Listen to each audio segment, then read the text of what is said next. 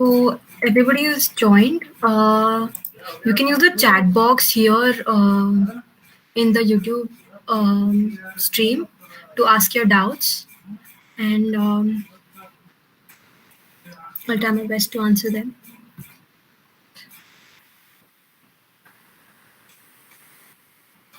Yes, also share this link with everybody who's interested in joining the session.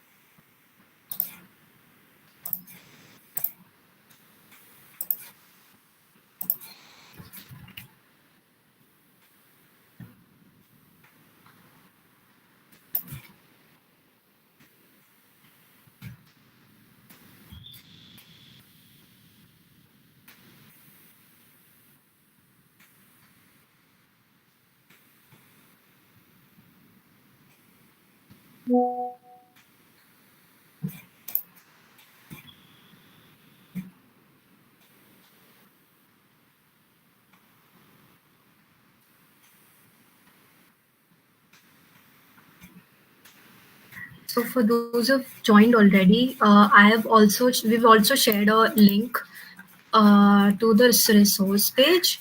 You can follow along with me while I explain some terms. So if I'm using some links over here, I've tried to add most of those links over here as well. So you can explore them by yourself as well.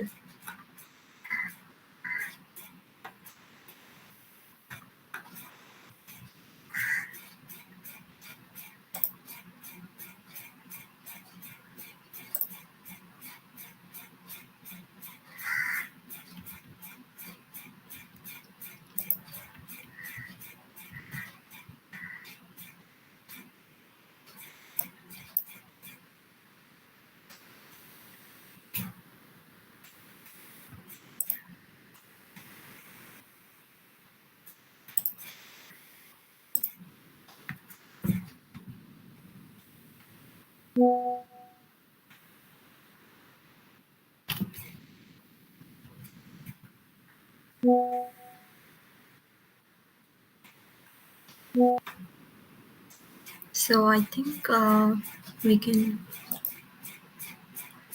get going because there are about 50 people, 45 people, or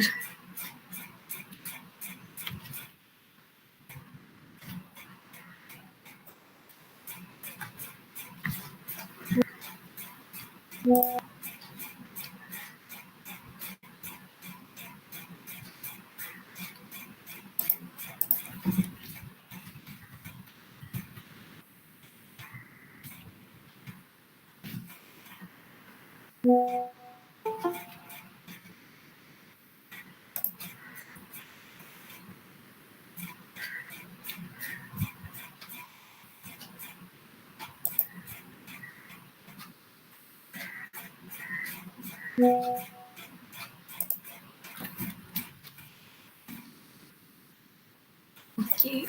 So I think we can wait till 4:30. Okay, so by that time, I guess we can. I'd like to ask this question to people who are here. Do any of you know what open source is about? Like, or what do you expect from this session? You can drop your answers in the chat box. That's fine. Or if you haven't already, I've already asked people to set up Git, like install Git. So I can show that instead, maybe in the meantime. So I'll just show you the links. This is GitHub. This is my GitHub account. But if you want to like sign in, you can just go on to github.com the same URL and like register over here. So let me just share it over here. I've shared it on the chat box, so you can go to github.com and register over there. So once you register, this is how your feed will look like. So GitHub has this feed where it'll show everything that like if you follow someone, it'll show what others are doing and what projects they're working on, etc., etc. Here you can find your repositories that you've been working on, and GitHub has this really cool feature where you can explore new projects over this site. So it will suggest some projects that you can possibly check out. Now how can you do that? We'll see that in the session.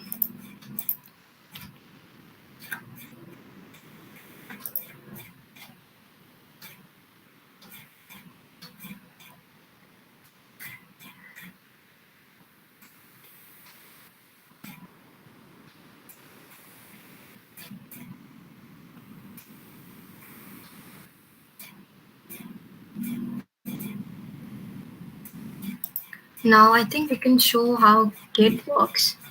Let's see. So it'll depend what OS that you're using. Currently, I'm on Windows. I also have Linux on my other partition. So I have installed it for both of them. So essentially, with Windows, you get Git for Windows. When you install this, you get something called Git Bash. So I can show you Git Bash in a second. Just a minute. So Git Bash is what we'll essentially be using to run our commands. Git Bash is like the Windows command prompt exists, right? Similarly, Git Bash exists. So it has more support for running Linux commands and all the Git commands as well.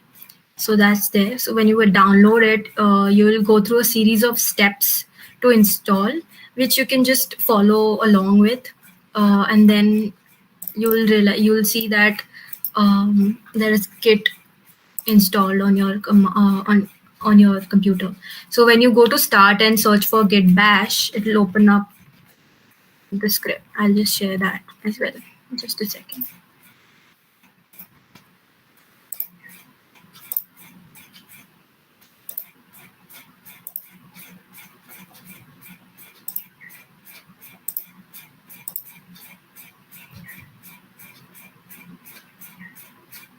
So this is how it will look like. To avoid recursion, I'll just move on to this. Yeah. So this is how your Git Bash will look like. Now you can check which version of Git you're using by typing Git. Just zoom in. Hopefully it's visible. Git hyphen version. So I'm currently running the 2.3.5 version. I'm not sure if it is the latest because which let me just check.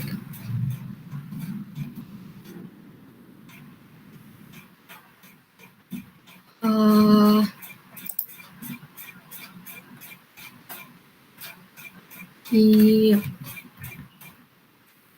I'm kind of just behind, but those are just minor changes, so it won't be a problem. Yes. So this is what you will look find. This is Git Bash.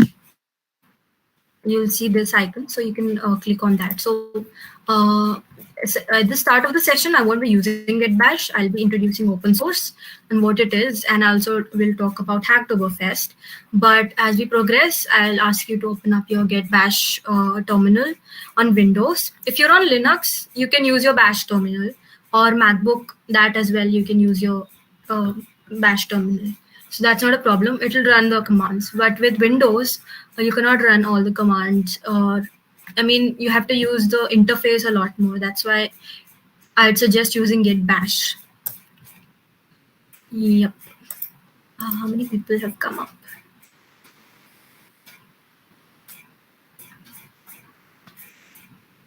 Okay, let's wait for a while. I'll share my PPT again.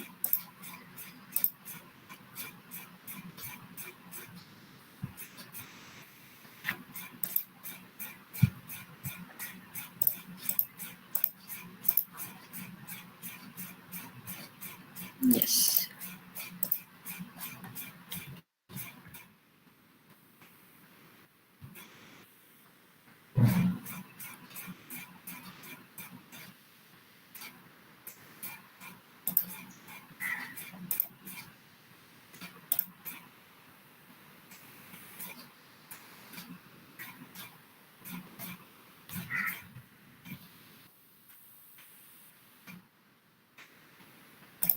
And what else?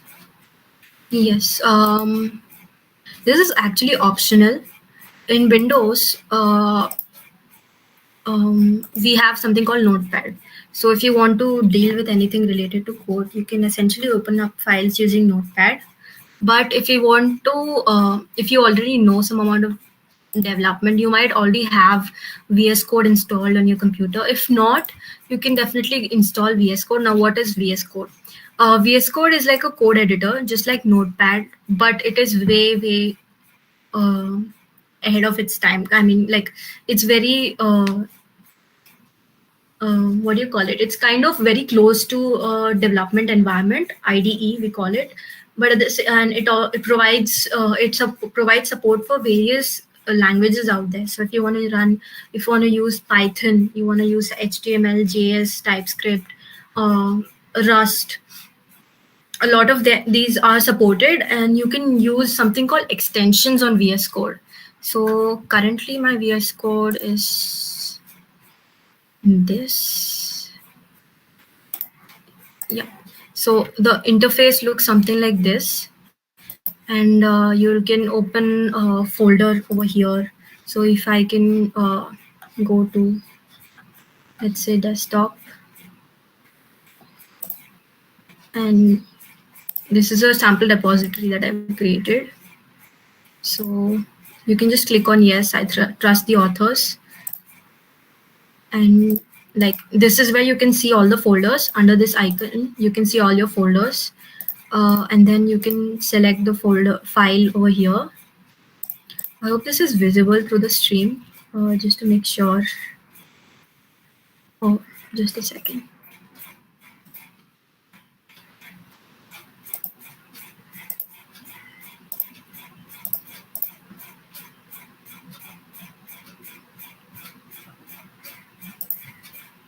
Yep. So when I click on this VS Code icon, here's my VS Code. I've opened a folder through this. This is a sample repository that I created. I opened that, and here's the basic view of VS Code. So here I can find all my folders and the files. Now there's something I said like support for different languages. So you can install different extensions on VS Code and all of that. But I think that would be out of the scope of this. So I'll just not go to that. Essentially, if you install VS Code, it's good for you because as you go into more development of any kind, you'll use the code editor. And VS Code is pretty popular. Even if you have some issues with it, you can definitely reach out to the community.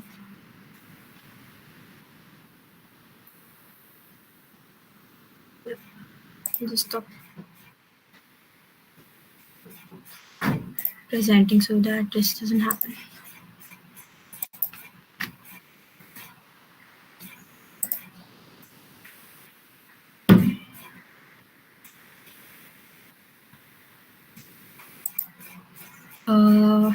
It's already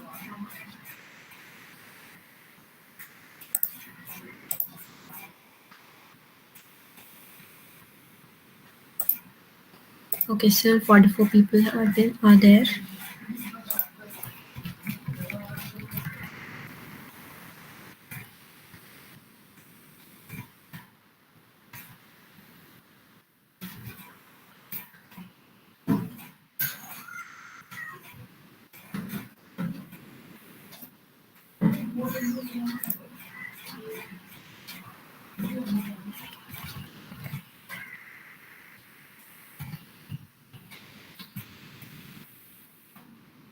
I think if no more people are joining, we can start ahead. move ahead with this.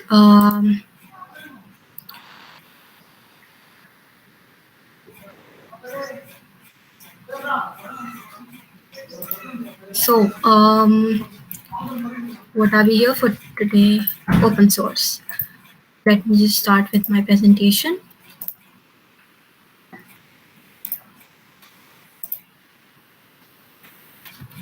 Yes.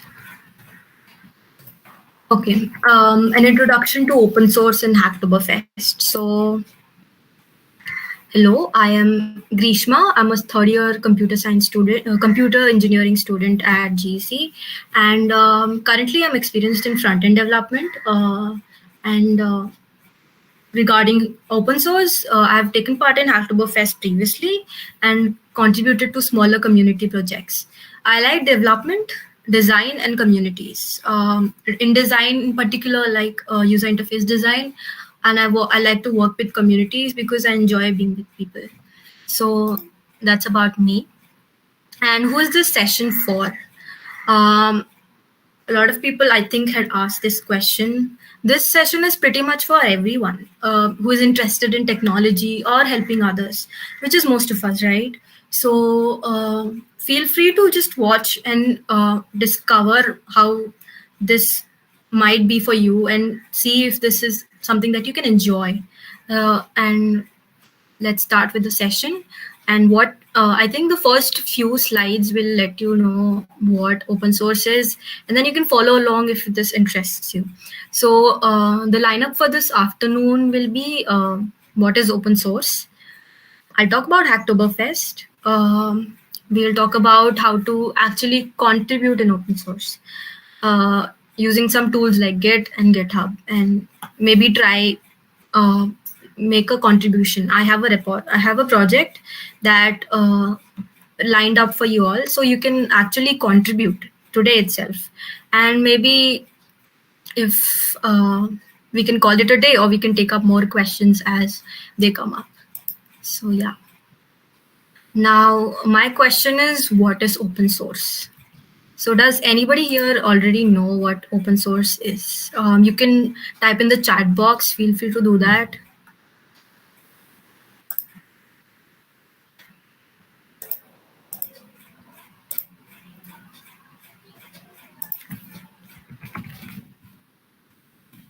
I'll just type in.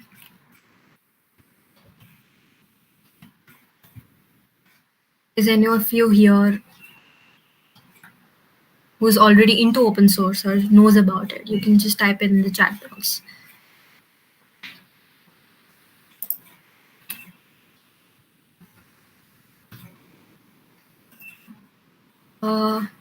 I think we might not be expecting. Okay, let me just introduce it to you. So, according to opensource.com, open source refers to something people can modify and share because its design is publicly accessible. Now, what does that mean? Let's say today I put up a message on the group regarding Firefox. Now we all must have heard about Firefox. It's a browser alternate to Chrome, and it's an open source project actually. If you see Google Chrome, the it is not open source completely. Most of the code is actually not open to others to contribute to study, to know what is being done, how can you enhance something, what bug fixes can I contribute to. Whereas Firefox is an open source project. If you go ahead and I'll just go ahead and into this, I have shared the link to Firefox, this thing, just a second.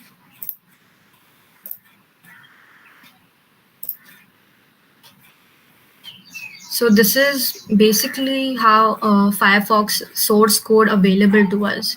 So if we want to contribute to it, or if we find that, you know what, I don't like this feature, I want to add this feature, I want to suggest it to the team who's building Firefox, I can actually do that. And if I know the correct technology, I can actually work on it. Whereas with Google, maybe you can only give a feedback, fill a form, and expect them to maybe in the future of actually implement it. But with Firefox, you can actually discuss with the people who have built Firefox that whether or not your idea is viable for them, and whether if you found some kind of vulnerability on the website, on the browser, you can actually tell it to them, or you could fix it if you know the technology. Which is why open source is something that's for everybody, and it's not just restricted to technology. You can actually contribute in many ways. I'll just come up with that in the next part. But why would one want to why would one put up open source projects? As many of you might know, apart from open source projects, there is something also called closed source projects, or what do you call it, proprietary projects. So proprietary software, like you might have used Adobe Photoshop. We all basically use the cracked version, but the original we have to pay for it. That's something that is a proprietary software. And if we want to actually get the source code of Photoshop, we can't. We have to get the permission of the original authors, which is, I don't think, would be possible unless you're in the company and in a core team or something, you're working hands on with it. There's also free softwares. These softwares are free to use, but that doesn't mean they have their source code is open to use. So I'm just letting you all know the different kinds of software that is available out there in the market. And open source software is something whose source code is available to anybody. They can inspect it, modify it, enhance it, study it. Now, why would anybody want to make their project's source code available to everyone, right? Now, there are a couple of things. Imagine, like I said, if you find a bug in Firefox, you can actually reach out to the people who've built it. You can talk to the maintainers or the owners and be like, you know what, this is a bug I found. Maybe you can fix it. Or this is a feature a lot of us would want to implement. Can you implement it? That's what improve what you see, what you use. And what's better than like being able to contribute to something you actually use? So that's there. Polish your skills.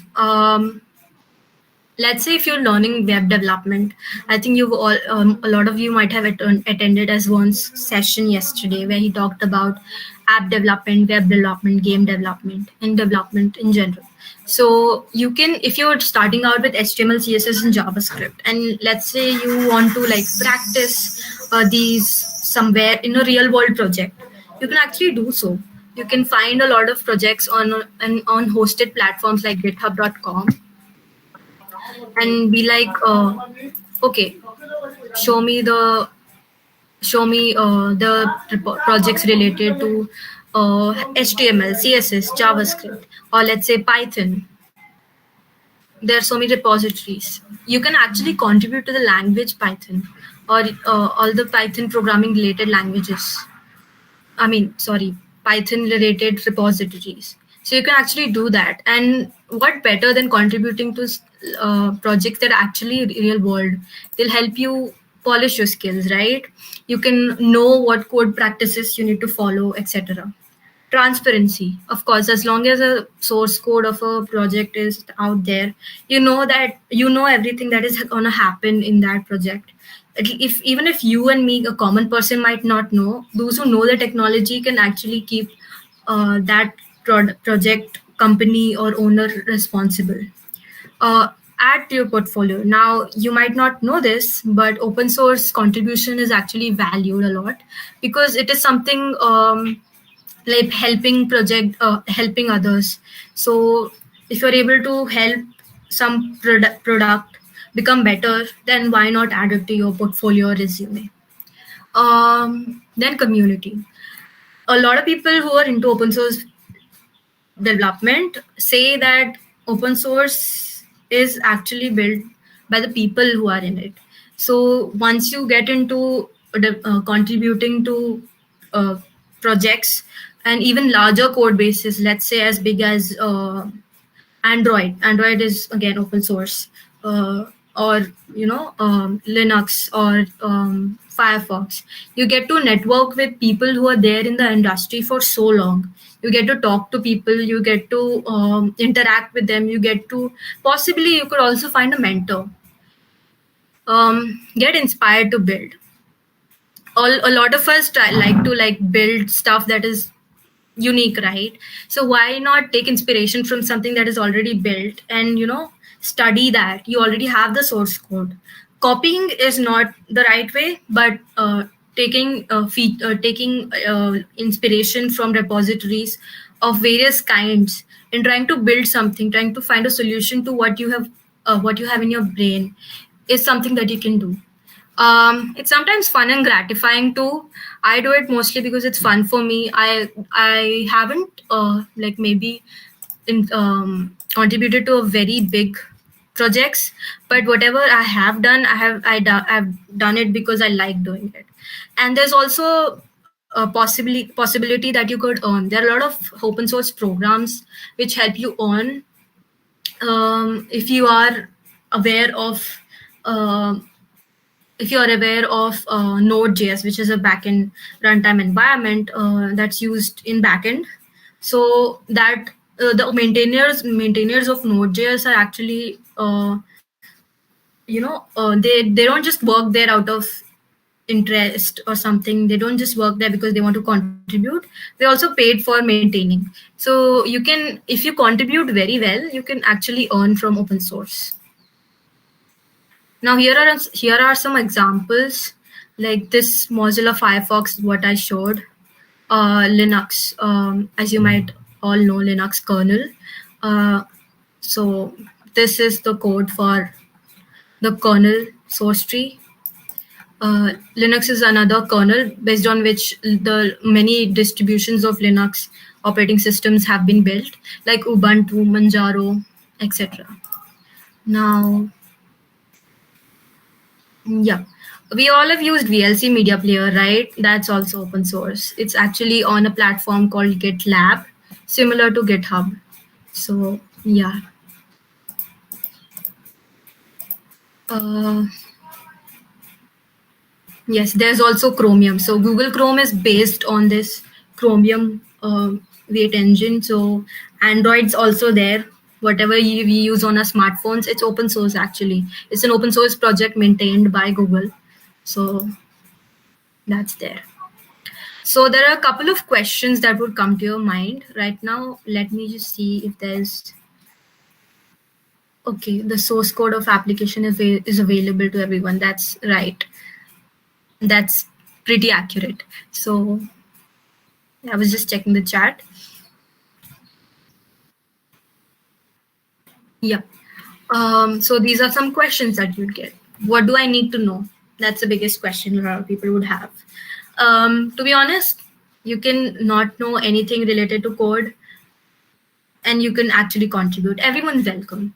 Where can I find such projects or issues where I can contribute to? So to be fair, in engineering, I'd say everything is available on Google. I mean, Googling is actually a skill. To be honest, not a lot of people make best use of it. So you're just one search away. Um, of course, experience is not available in Google, which you have to develop as you start working on something. And if you already have some skill, you can again search by that skill as well. And what tools do I need to know? So essentially, you need to know Git, which is a version control system, which I'll talk about towards the second half of this. And there are other platforms like GitHub and GitLab, which enable collaborating using Git. So that's there. Let me just start with what do I need to know. So any questions till now? You can leave it in the chat box.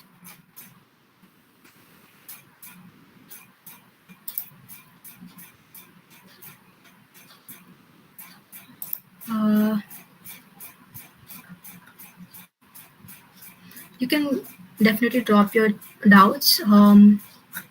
So I can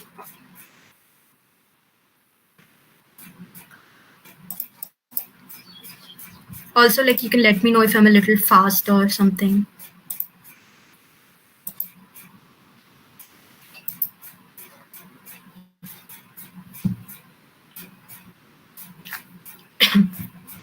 Excuse me. Okay, so I think I can move ahead. So what do I need to know is a question that a lot of you will have. So starting small is key with open source. If you see something like this, you go to let me just open up a random repository. It's a Netflix clone.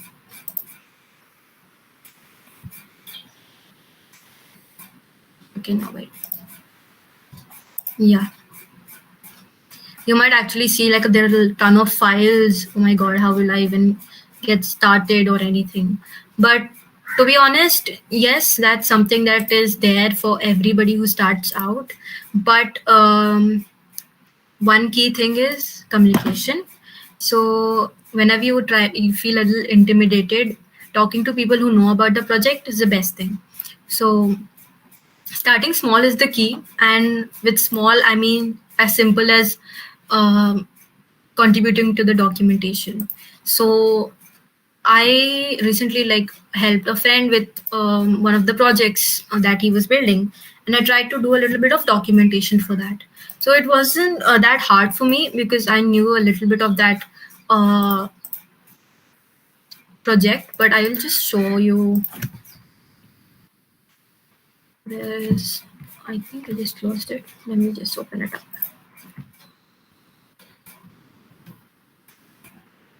There is a site called there is Free Code Camp's repository. Now, what is Free Code Camp? It's another. It's a community that helps with. It's a community that helps with development, and they make tutorials and articles both on YouTube and other platforms to help with development process. Just a second. So they have this repository on GitHub, which through which you can help them with the documentation. Essentially, there are different kinds of documentation that come with a project. You There is something called a README. So README is a part of GitHub flow where in which you can mention everything about the project. So they've mentioned that Free Code Camp is a friendly community where you can learn to code for free.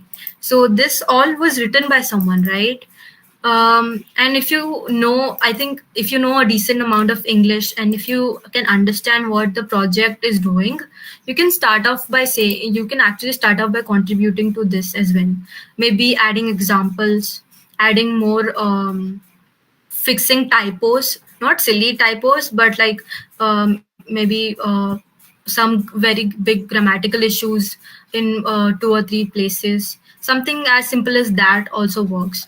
Or when as you move ahead in open source, you can help them with setting up something called contributing MD. So this is where they list how one can contribute to their projects. So there are different documentation associated with the projects or repositories on GitHub. So you can help with that as well. If any of you has heard of CSS, Tailwind CSS is another framework that helps write CSS. They have documentations. Now if you find some kind of bugs on their documentation, you can go to their GitHub repository and possibly help them out by making amendments to their documentation. So something as simple as understanding documentation or making changes to documentation is also possible. And if you're not able to understand how to set this up, I'll show you how you can do that. And not all projects can be set up in a similar way, which is why repositories have something called contributing MD, where most of the times they mention how you can start by setting up the project, start by contributing to the project, and all of that, what requirements you will have, etc. So you can write documentations, you can make feature requests. Now, what if you don't know how to actually solve something, but you know that maybe this product can have this feature? You can actually do that only, and that's also fine, because a lot of people don't know how to solve issues, but they do know like something good can be suggested. So to do that, we can create a new issue. Now, I'm not going ahead and posting it on this, but GitHub has this issues tab, and on every almost every project that is open to feature requests, a lot of these projects, you'll find a issue tab. You can go there, mention what is the feature that you want to be implemented, write down a heading, write down the description, and just you can submit it as a new issue. Uh, that is as simple as that, and you can do that, and that would also be fine. Now, as you go ahead, you can write tests and examples. Like a lot of applications out there require tests, and writing tests might not be something that a lot of maintainers will be able to do, like a single person maintaining a repository. You can help them write tests, you can write examples. Let's say something like using a product, you can explain how a product can be used and add it to their repository, and that will help somebody new to you new they'll that will help somebody new know how to use that. So you're basically helping someone else. Now there is design. If anybody is interested in design, they can contribute to design as well. Let's say if someone is making a community website, you can help with the design. There's actually let me just go to this, and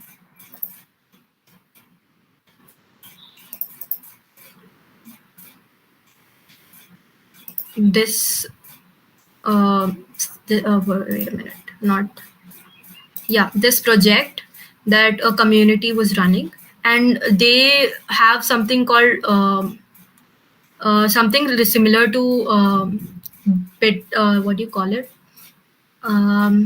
short links. So Linkify is a project of that sort.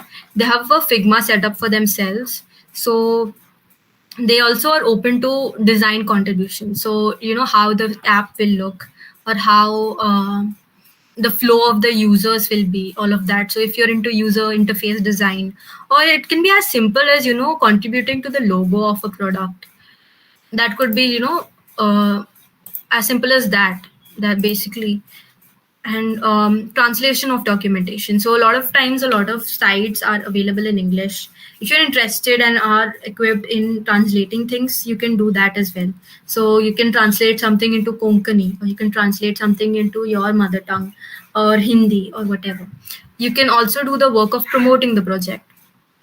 That's also a pretty big deal, because not a lot of open source projects are talked about. Now, if you're already into development or you have a skill, obviously you can use your tech stacks to fix open issues or open new bugs, report new bugs on a website or a application that you're using. Now, another key thing is understanding how the project is structured and some tools that you'll require to make those issues and make those contributions. So that's the basic requirement of contributing to open source. Understanding how the project is structured, let me show you an example. So this is another repository. It basically take allows you to contribute by sharing your GitHub README. GitHub README is like a profile page that a lot of you will have. So to understand how the folder structure works, there is a root folder. Root folder is there is a repository. Then under that there is a READMEs folder, and you are expected to create a folder with your name and add your profile over here. So something like this, a project has a folder structure. If they have how to set up contribution guidelines, they've told you to fork this repository, clone it like this, or navigate here. You can make a pull request over here. Like having these kind of guideline, that's the best kind of repository you can contribute to, which is important in my opinion, especially as a beginner, because you might not know what to do. And the best way to know further is to join the see if the community has a chat uh, linked to their repository, so you can actually go to that place, ask with the maintainers of this project, how can I start contributing. So the best thing is ask. That would be it. And where can I get started? Okay, before that, let me just see if you all have any questions. Would you be able to run the source code on GitHub itself, or do you need another application for it?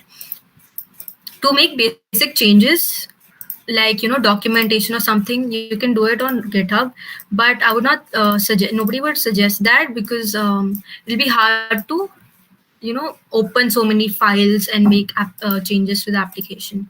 So we would need a basic text editor, uh, which can be anything actually. There are so many text editors out there. The simplest is Notepad, but I would not suggest Notepad because you cannot see all the files in the same case. You can use something called VS Code or Sublime, if you've heard of. They are available freely. You can use that, and you'll need to learn tools like Git and GitHub, which I'll be covering. Tanisha asked, as first year student, which language should I learn first? I think Azwan had talked about it yesterday. C++ would be good to start with because it lays your fundamentals. If you want to go into app dev, definitely go ahead with Java as well. I mean, you can follow on if your curriculum doesn't teach you C and C++. I think you can actually pick either of them. But starting with C would be what I would recommend, because it helps with object oriented programming. C++ helps with object oriented programming, and C helps with understanding data structures. Oh, okay. As one is already. Is this helpful for electric students? Given that you're interested, makes sense, right? If you're interested in something like this, it will be helpful for you. So if you're interested in technology and software, definitely helpful for that way. If you are looking to contribute to code, essentially, or technology that's hosted online. Um, yeah, Shritin has told about this. So if you're interested in software or technology of those sorts, then it'll be helpful. Any more questions? Or am I too fast, or is it okay?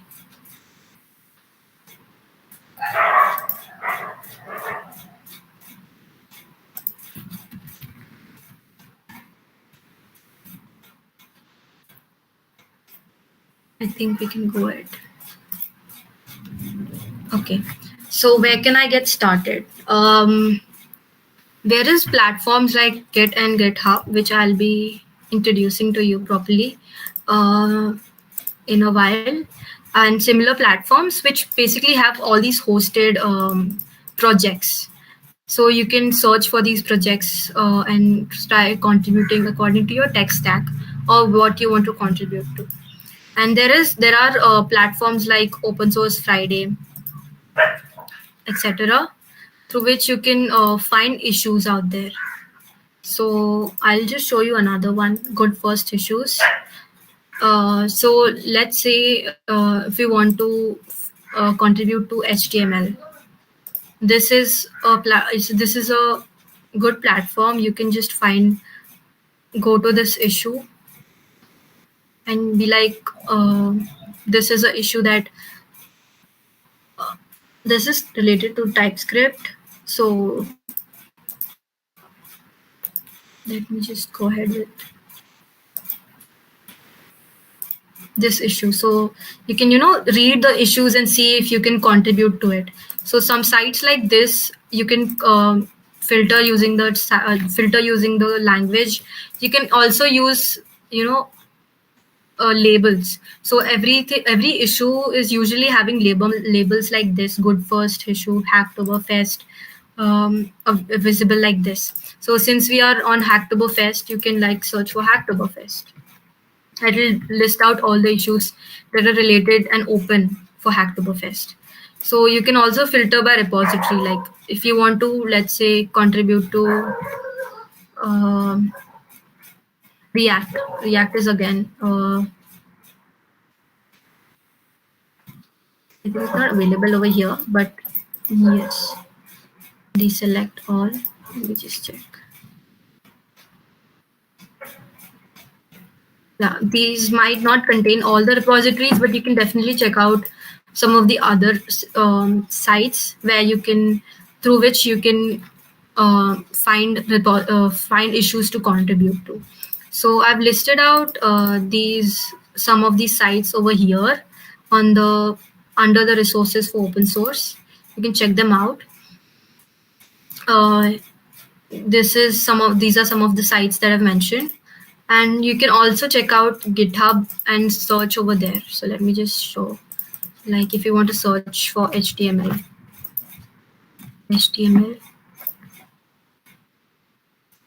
this is a topic that you can see,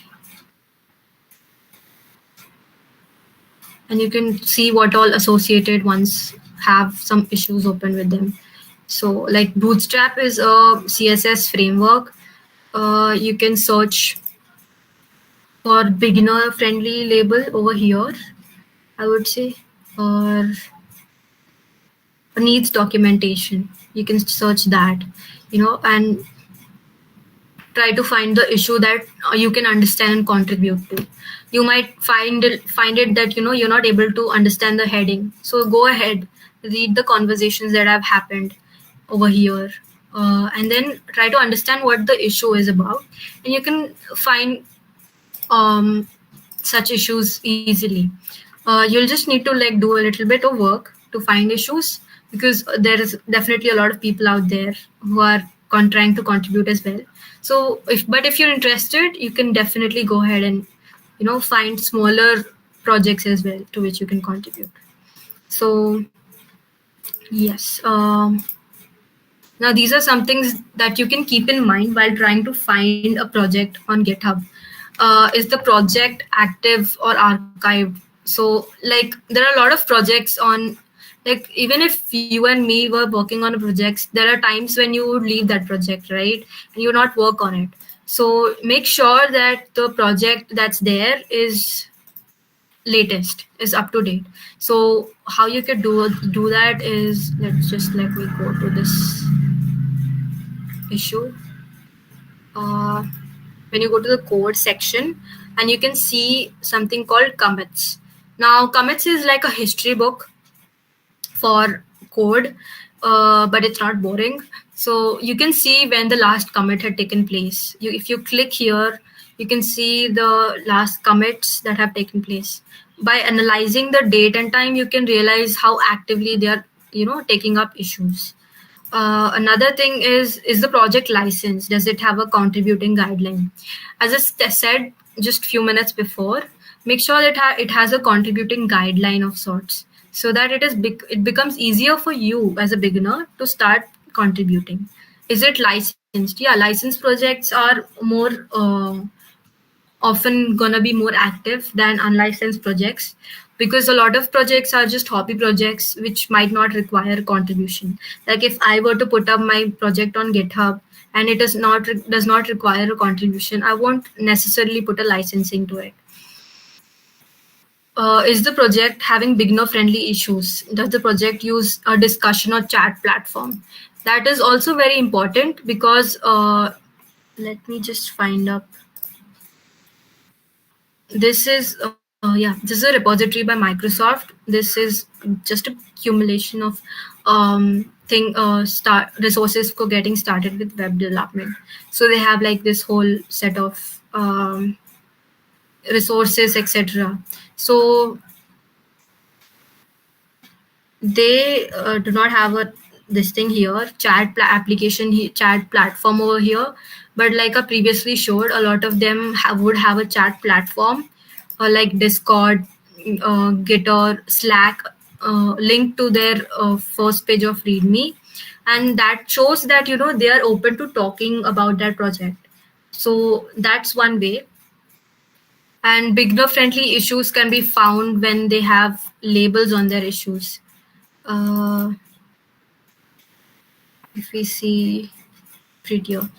Now, Prettier is a tool on VS Code that can be used to format your code. So, if they have issues, you can go and find labels that say beginner friendly, something like that sort.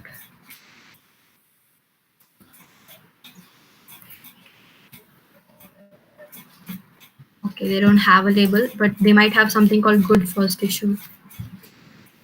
Yeah, this is also two. These are two labels that you can always search for: good first issue, beginner friendly, documentation, etc. So these are some beginner friendly labels that you can search for. Um, how is the response on the issues and do they discuss them? This is again related to the first point. Do they open issues or do they resolve? Do they actually discuss problems or do they just don't respond at all? How inclusive and grateful is the community? That means, does it accept your PR? Does it let you know how to solve some problem that you have with the project? Do they help you with setting up the project? Do they appreciate your work, etc.?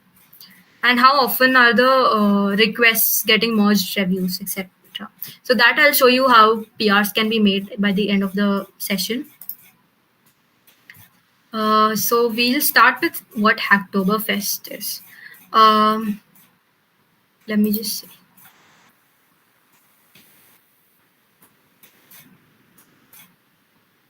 Okay, so this is one question a lot of people ask: how do you read do you read all the files in chronological order? That's actually pretty hard to do. Instead, trying to first, if it's a very large code base, trying to ask the maintainers, like if they have a chat box. A lot of them would have Slack or GitHub discussions, or Jitter or Discord or something like that. You can ask them where you want to get started. Of course, it's not like you would want to get started with everything, right? You would want to get started for a particular issue. So you can ask them how to get started and set up the project.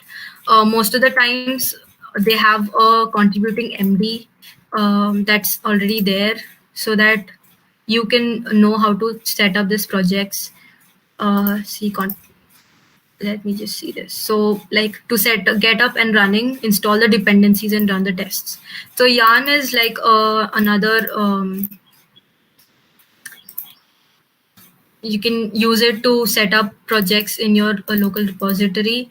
Um, you might not know this in the start, but as you can install Yarn. Let me just show it to you.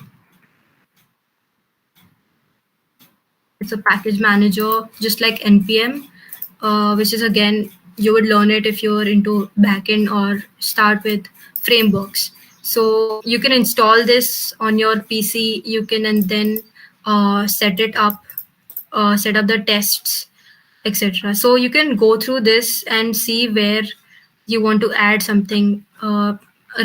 Repositories like this would actually require some help setting up. So even you would be confused. So you can obviously go ahead and try to open a discussion or open an issue, and while you're discussing the topic, you can ask them how can I set it up, etc. They're pretty like they're if the community is pretty open and friendly, it would not be a problem asking them how to set up your project. uh, Would I get to learn coding from the start? I mean, basics. Where do you mean? Like in college? I think most of your, if you're in first year, you would have a C in second semester. So that is from the start. So yeah, you'll be able to learn C in second semester. Um, if that's what you're asking about, I'm a little confused about your question here. Uh, Anything else?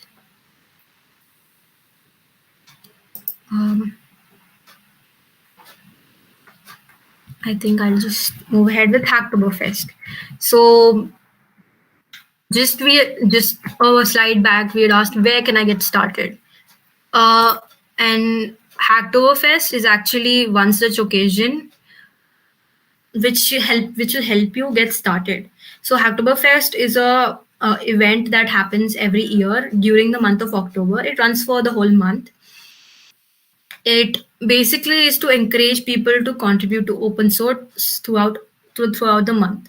So this is a very good opportunity for you to get started because during Hacktoberfest, a lot of projects are created which are beginner friendly. So even if you might not know how to build something as complex as a browser, or you can just get started by helping with documentation on very small projects as well. You can help with adding to designs of some communities, etc.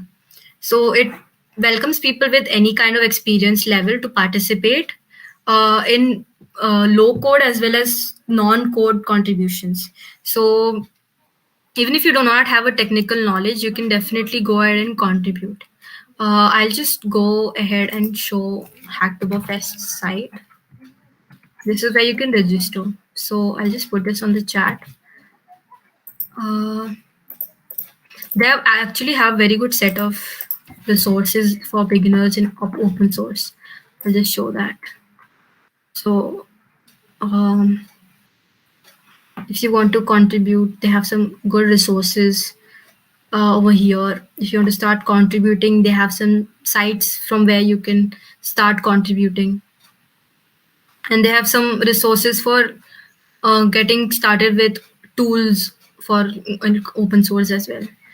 So you can go ahead and click on this and authorize yourself with GitLab or GitHub as we had set up before joining the session. I'll just register here in front of you so that you know what the steps are. And I'll just fill it up and tell you.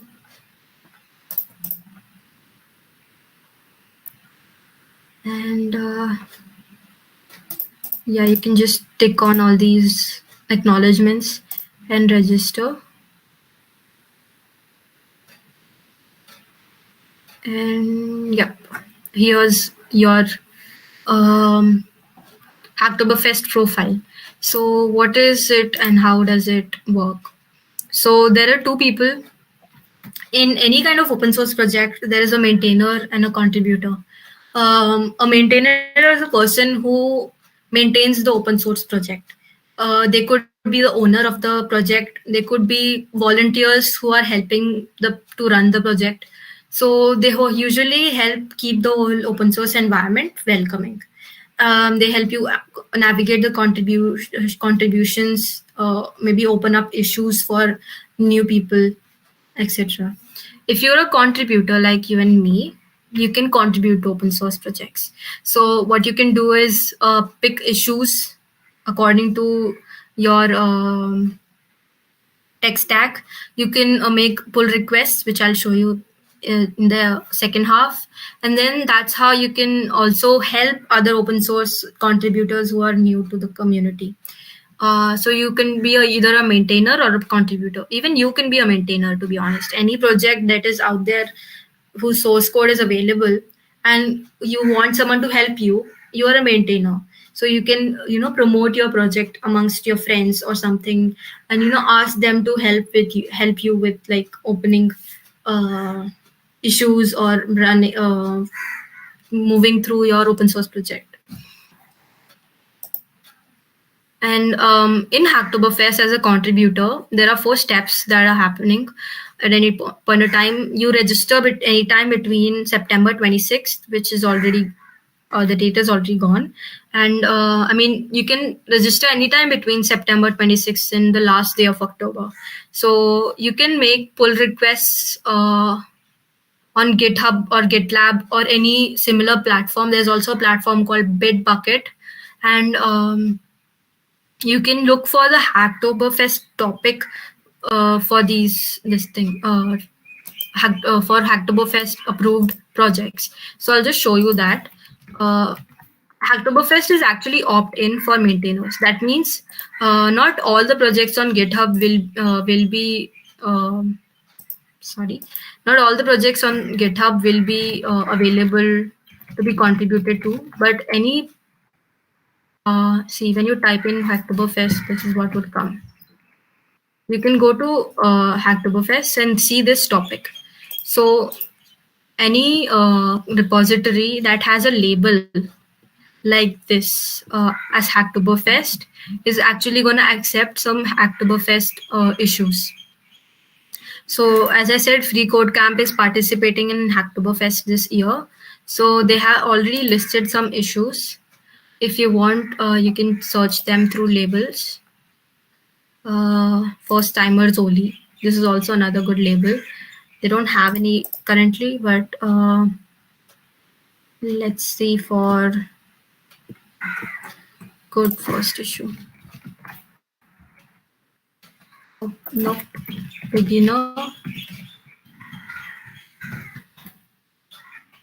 No, documentation maybe. Yeah. So they have improvements in document and like update Chinese hyperlinks. This is someone like you and me might have opened it, or this is something that then update maintainer might have opened. So you can work on issues like this that have the projects that have the Hacktoberfest label. You can easily search for them by going to GitHub search and searching for Hacktoberfest. So any project under that topic would be accepting Hacktoberfest issues. So issues is something that you open over here, and you can either open a new issue or work on existing ones. Apart from that, pull requests can be made in any platform like GitHub and GitLab. I'll be showing GitHub here, but there's also GitLab. It's mostly used by organizations, and any project with the Hacktoberfest topic is accepting those pull requests. Now, pull request means making a request that your change should be accepted in a project. So if such a request is accepted by the maintainer, then if such 4 pull requests are accepted by the maintainer, that means your Hacktoberfest journey is kind of completed. Why 4 actually? 4 sounds like very small value. If you're making low code contributions, you might easily be able to make up to 4 pull requests. But as a beginner, 4 pull requests is actually a good number, to be honest, because it's so intimidating. You might just like take your time thinking, should I not or should I? And also, like if you're making some kind of technical very complex technical contributions, then that will also require time, right? So yeah, and the first 40,000 participants that complete Hacktoberfest can elect to receive one of the 2 prizes, and this is a reward for completing that journey. One of the prizes is being able to plant a tree. So a tree will be planted in your name, and the second one is getting a t-shirt.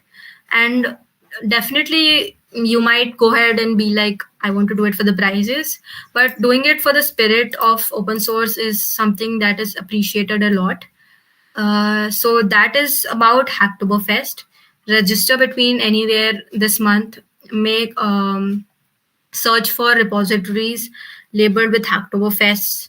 If you complete 4 of them, you can definitely be eligible to claim your reward if you're in the first 40,000 participants. And if you're done with 4, you can definitely go ahead and do as many as you want, because as long as you're enjoying it, you can go ahead and do it. So this is what I was showing. This is another GitHub project called Free Programming Books. So GitHub actually has this thing that you can find a lot of resources on GitHub. Even though it's not a technical project, it is as simple as a repository containing a list of books in all these languages. And if you know a book that is a technical book that is actually free, you can just add it to the list here. And that is also a contribution, because a lot of people look for free books when you're studying, and if you're able to do that, then that's great. You found something, you're sharing it with the world. That's pretty much it. So they have a Hacktoberfest label over here, and they also have written, like, search for this. You can search if it's not there. If the issue, how to contribute, you can read it over here. So they've written that if you don't know Git and you want to open an issue, you can do that as well.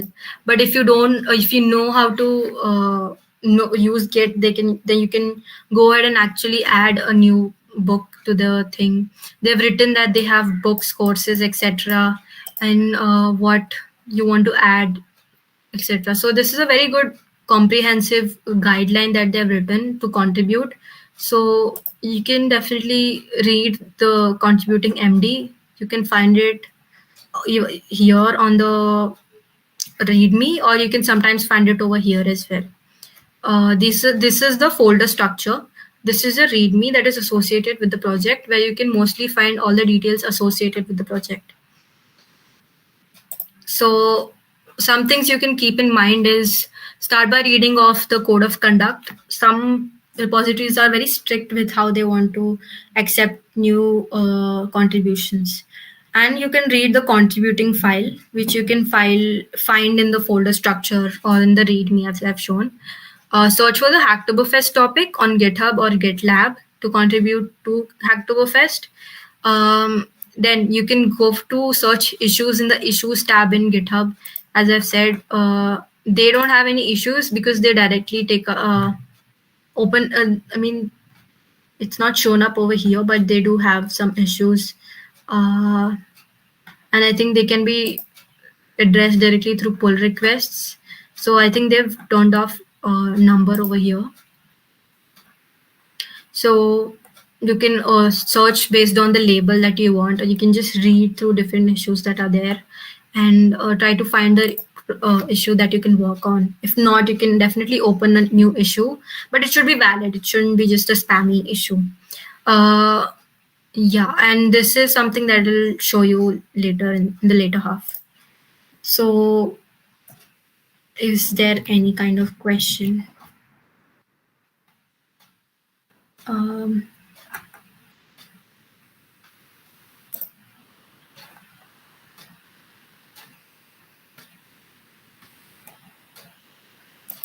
You all can ask any questions if there are any.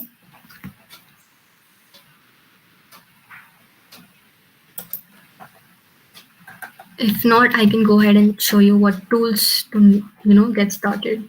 This is the logo of Git, GitHub, and GitLab. So what is it? What are all three of this? Now, Git is essentially trying to set up a project in your local computer. So we all write code, right? Code, or let me explain the concept of Git as a version control system. So it's called a version control system. I'll tell you why. So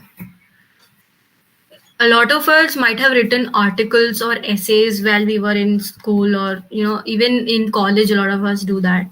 So usually what happens is you start off with the first draft, and when you get up the next day, you go through it, you'll be like, okay, I don't like the second paragraph, maybe I'll change it up and add something new. So you just, like, if you're on Microsoft Word, you do that. You just cut off all of it, replace it with a new paragraph that you want. And you get up on the third day and be like, okay, wait, I like the first version better than the second.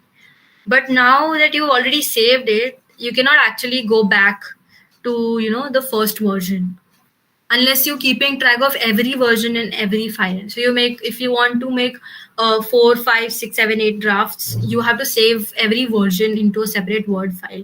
Why do so much effort when you can use something like a version control system? So essentially, Git helps you keep a log of all the changes or versions in your computer. So not just code changes. A lot of people use Git for even something like writing books or keeping track of any digital work. So it helps you keep log of all the changes and versions of a project that you're working on in your local PC. It also enables to work in teams because you can then collaborate with others with the help of a platform like GitHub. Now a lot of people get confused between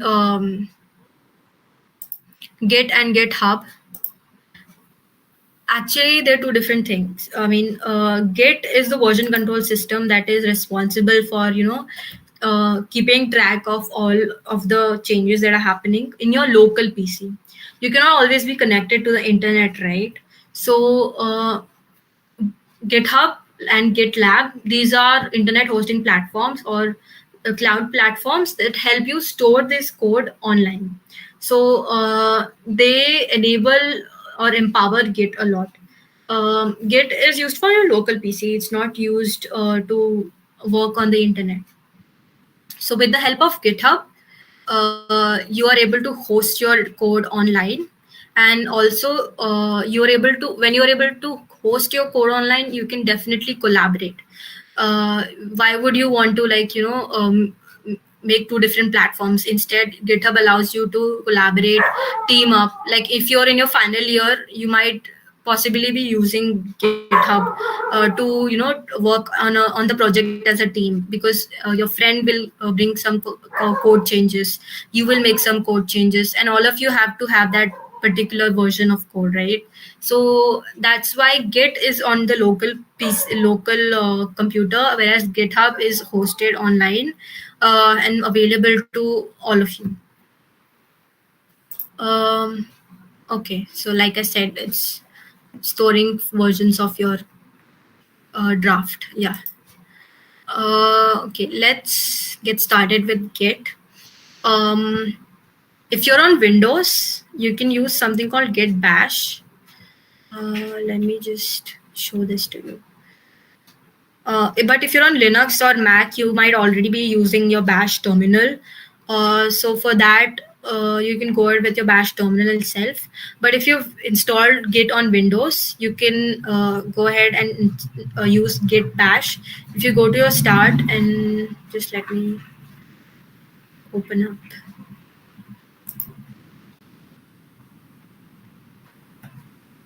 I'll just share my screen again.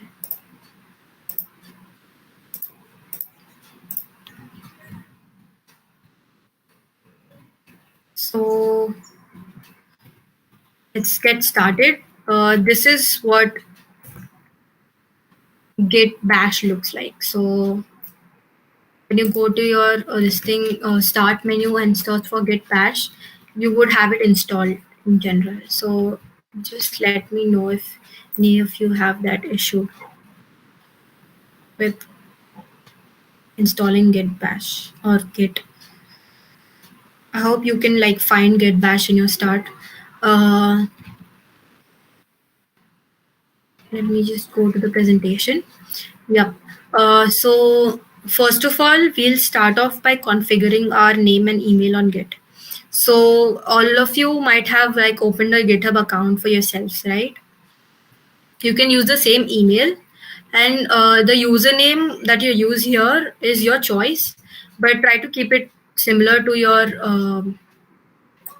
GitHub account, so that this username actually would show up when you save your work. So you can do that. I already have it configured, but I can show you how to go about it. So you can use the command like this: git config Let me just rerun it. Git bash opens up, and then git config global user.name, and then you can set your username. For me, it's set to this, and you can do your own name. Since I already have it configured, this you have to do it only once, and then you can after you set your username, you can set your Gmail, or I mean email,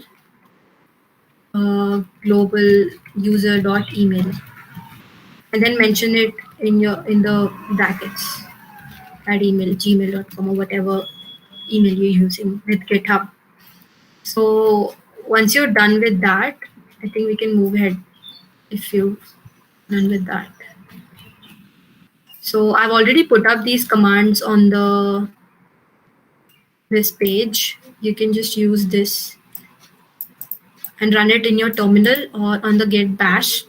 You cannot actually run a lot of commands on command prompt on Windows, which is why I suggest using git bash instead. So I hope you are following along. So if you have any issues with that, you can let me know.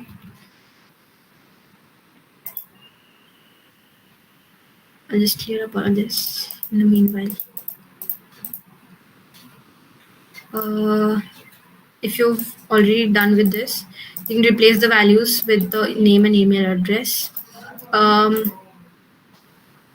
Okay, so before we get started with Git, there are a lot of terms associated with using Git in your local system. So first one would be repository. I've been using that word for some while, and you might have guessed by now that a repository basically means the folder that contains your project or code, or it's also called like a project, you can call it. So there are two types of repositories: local repositories and remote repositories. Now, when I say local, it's on your computer, it's only available to you.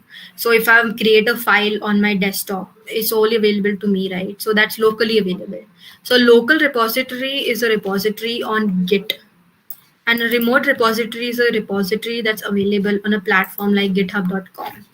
So that's there. So if I go ahead and show some repositories that I have,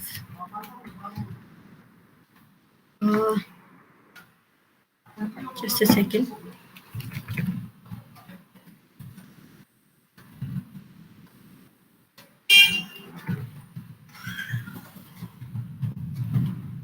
So this is like another repository that I have here.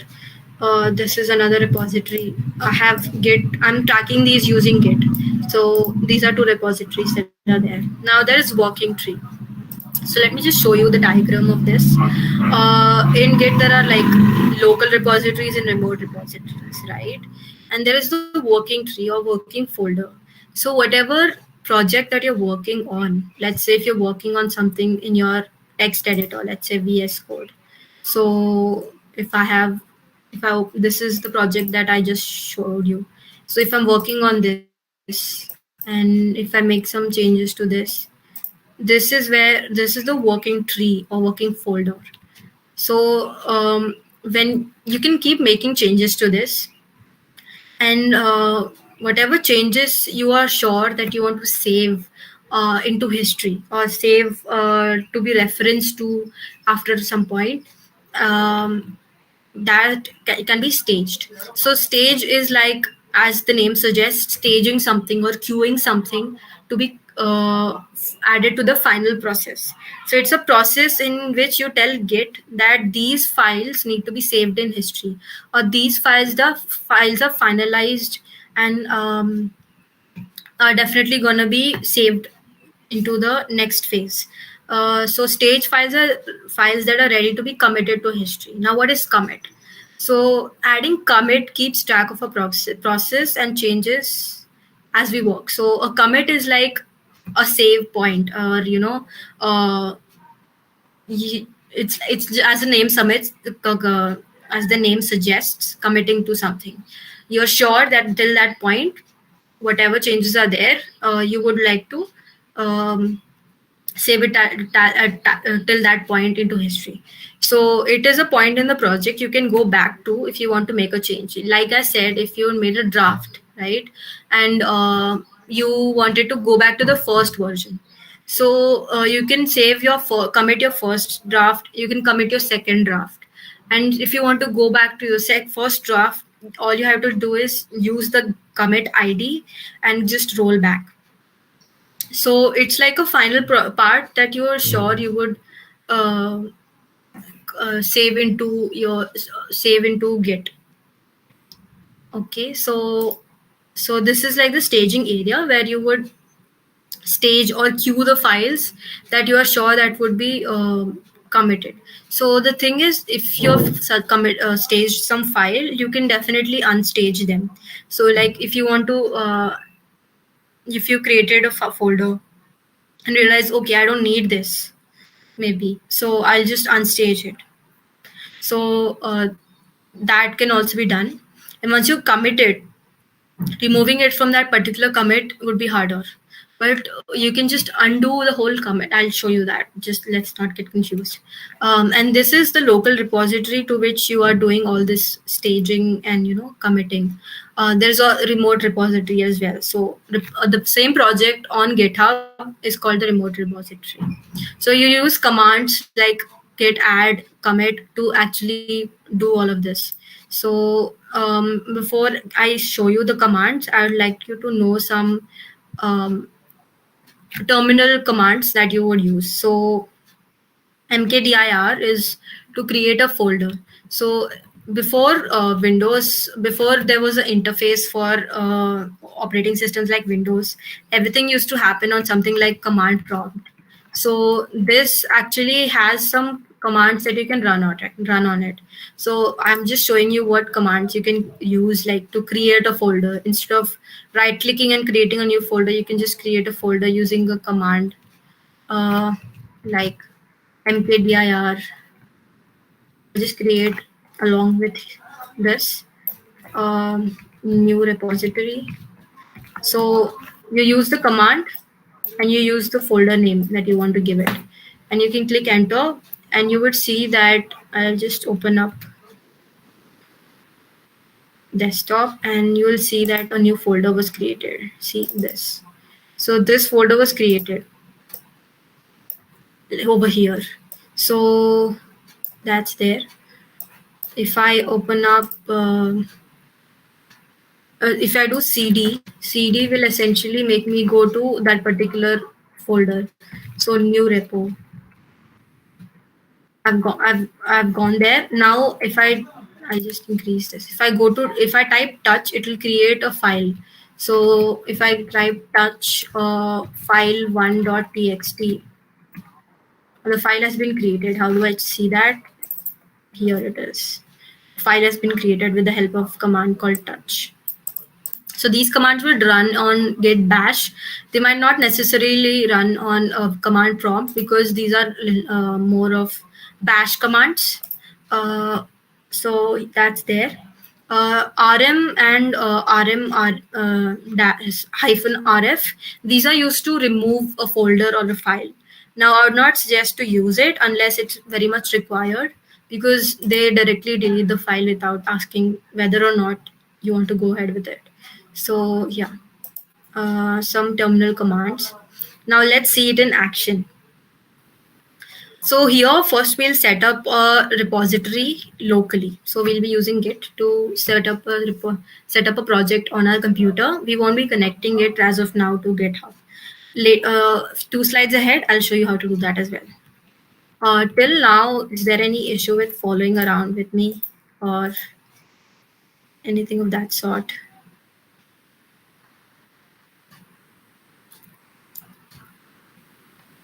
You can just leave doubt over here. I can try to go through it again if that's.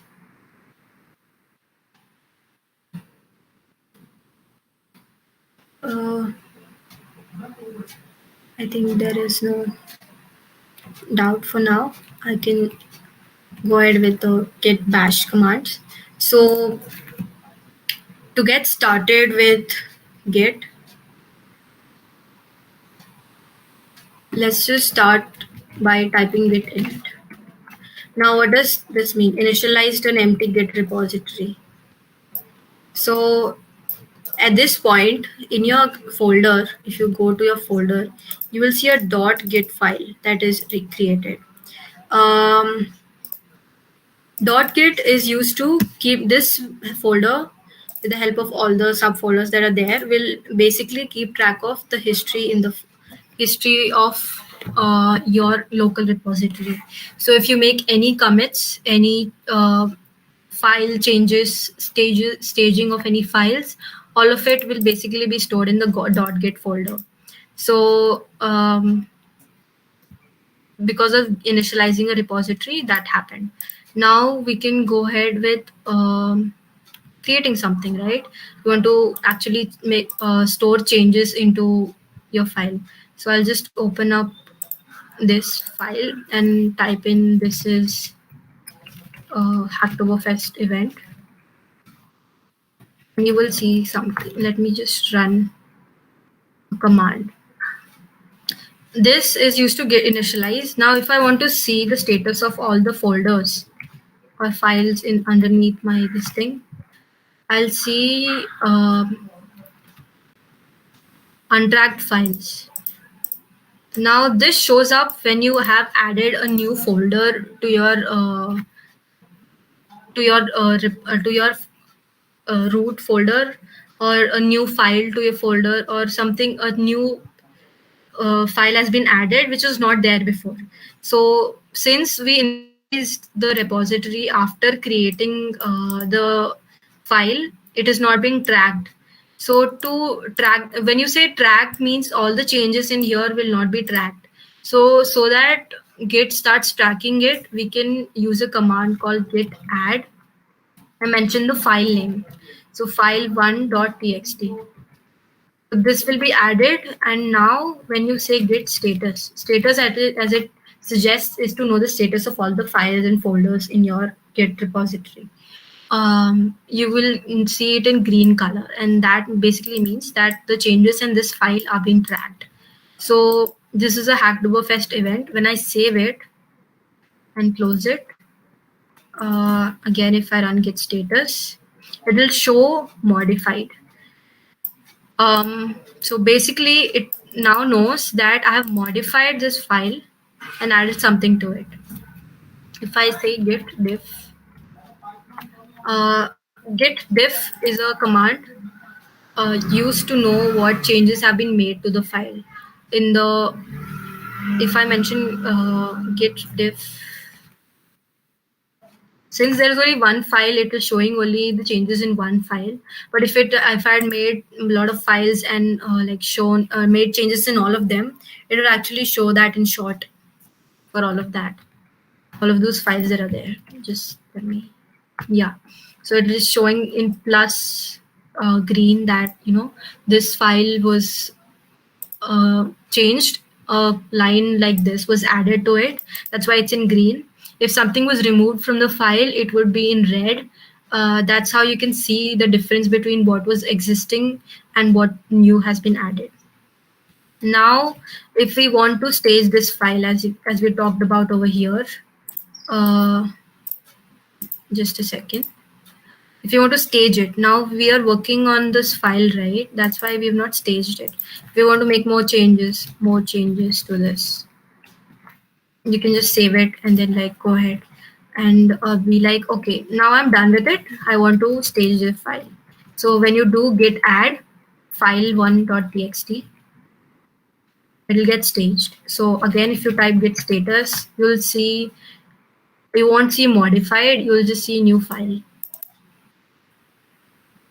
So this has been added. And now if you want to create a commit, that means you are sure that this file is the version that you want to save. You can just type in git commit /m. /m is every commit that you do has to have an associated message. Let's say you want to go back to a certain version of it. You should also know what is inside that version, right? So for that, writing good commit messages is actually important. So you can just type in a message, initial commit. I know at least in the initial, I know what I started with. So I'll just type initial commit, and it says one file has been changed and there are 3 insertions that have taken place. Uh, so this line and this line. So they mention all of that as well. So I have created a commit into Git. Now, if I want to see what has been, uh, what is the commit that I've done, I can just type in git log. So git log is like a log file that shows you all the commits that you have done on that repository. So here I can see what message I've written. This is the commit hash that is associated. So if you want to go back to a particular commit or a version, you can use the hash code over here. So that's what commit, staging, and this mean. So I have added these commands over here. So I've used mkdir to create a folder. All of this to stage a file, git commit to commit the message, git log to see all the commits. Now let us make another commit, and I'll show you how to revert back. At this point, remember this is just a Git repository on our local. We have not connected it to GitHub or any other platform, so it's not published anywhere online. Till that time, I'll just see if you all have any doubts. So just let me know. If you have a doubt what particular command I've used, you can just go to this file that I've shared on WhatsApp. So you can just go to the sources for Git, and I've put up all the commands over here. So you can run them and see how it works for you. You'll realize that, this is pretty useful for keeping track of the work that you've done and or any code changes, or even it's even useful for keeping track of your drafts or different versions of your, let's say, even if you're doing an assignment for that. So if there are any doubts, you can just let me know. Close this up. Yes. So now we can create another commit. I'll just open the folder that was there. Yes, let's just change another thing. New changes. Okay. Now you will see that this change again is showing up under status. See again, the file was modified. This doesn't get added to the commit before. That's just a version that's saved now, and anything ahead of any change after that will again be, that can again be staged for a new commit. So you've made a modification. If you want to see what modification you've done, uh, you can just do get diff file, and you'll see like a new line was added over here. You can again go ahead with git add. Now git add dot, if you do this, you can basically add all the changes that have been made.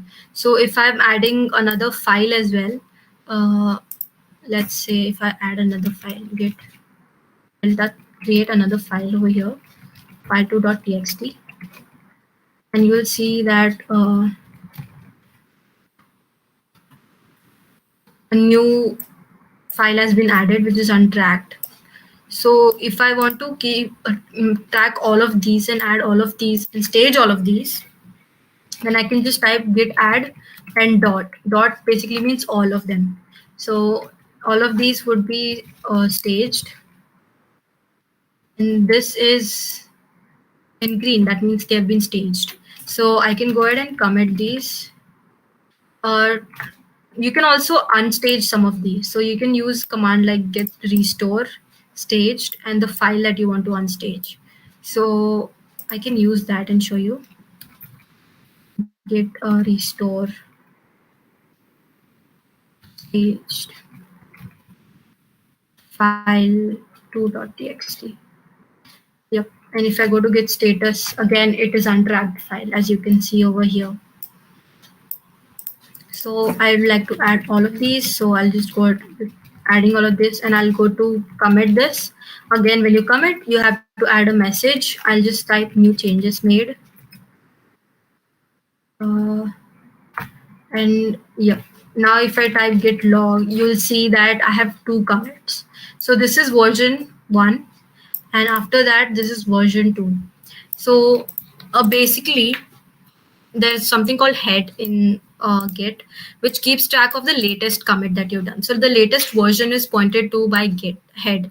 And if I want to, let's say, roll back to the first version, I don't want new changes, I can just use a command I have mentioned over here. uh,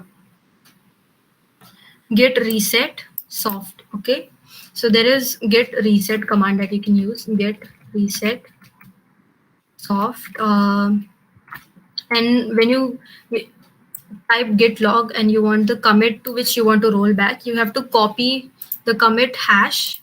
You can paste it over here, and you'll see if I type git log again, I'm back to just having one state commit. So if I type git status, you'll see that my files are again in the state of modification. They're again staged. And if I open up this, they're still there. But what if I had, there's another option with reset. It's called hard. When you do hard reset, all the files or changes that you've done to that commit would be discarded. But if you do a soft reset, it only goes back to that commit and keeps everything else in the stage. So if I commit this again and show you how to do a hard reset, just give me a minute.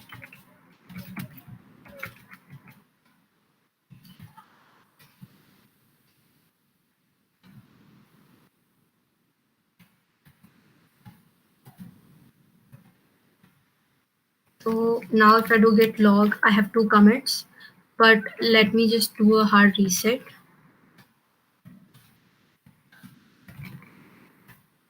And this is the commit I want to go back to. So I'll copy that, I'll paste it. And you will see that the head is basically the current commit that's gonna be pointed to a head. If you do git status, you won't find those trees again. You won't find those files again. So git commit, git reset hard removes all the folders from the stage as well. So it just keeps everything clean. So the working tree, that means the folder that you're working on, everything is cleaned. So now if you go, you won't find file 2 here because it's deleted. It's not even in the stage. So everything's just deleted. The older change was also deleted. So that's how simple it can be to like keep track of and roll back. Reset works with local commits that you've done. Local commits are basically commits you've not posted to GitHub or any other platform like this. So this is why you can use git reset, or if you're working on someone else's project, it's suggested not to use reset. Instead, there are commands like revert, which I won't be covering right now. So this is what, again, a screenshot of the same thing that I just did. So we come to more terms.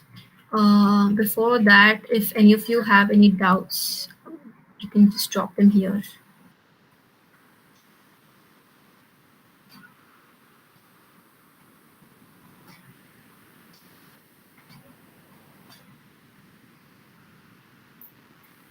Okay, I think there are no doubts for now. So I'll just go ahead with understanding more of these terms. So let's say you have a project on GitHub.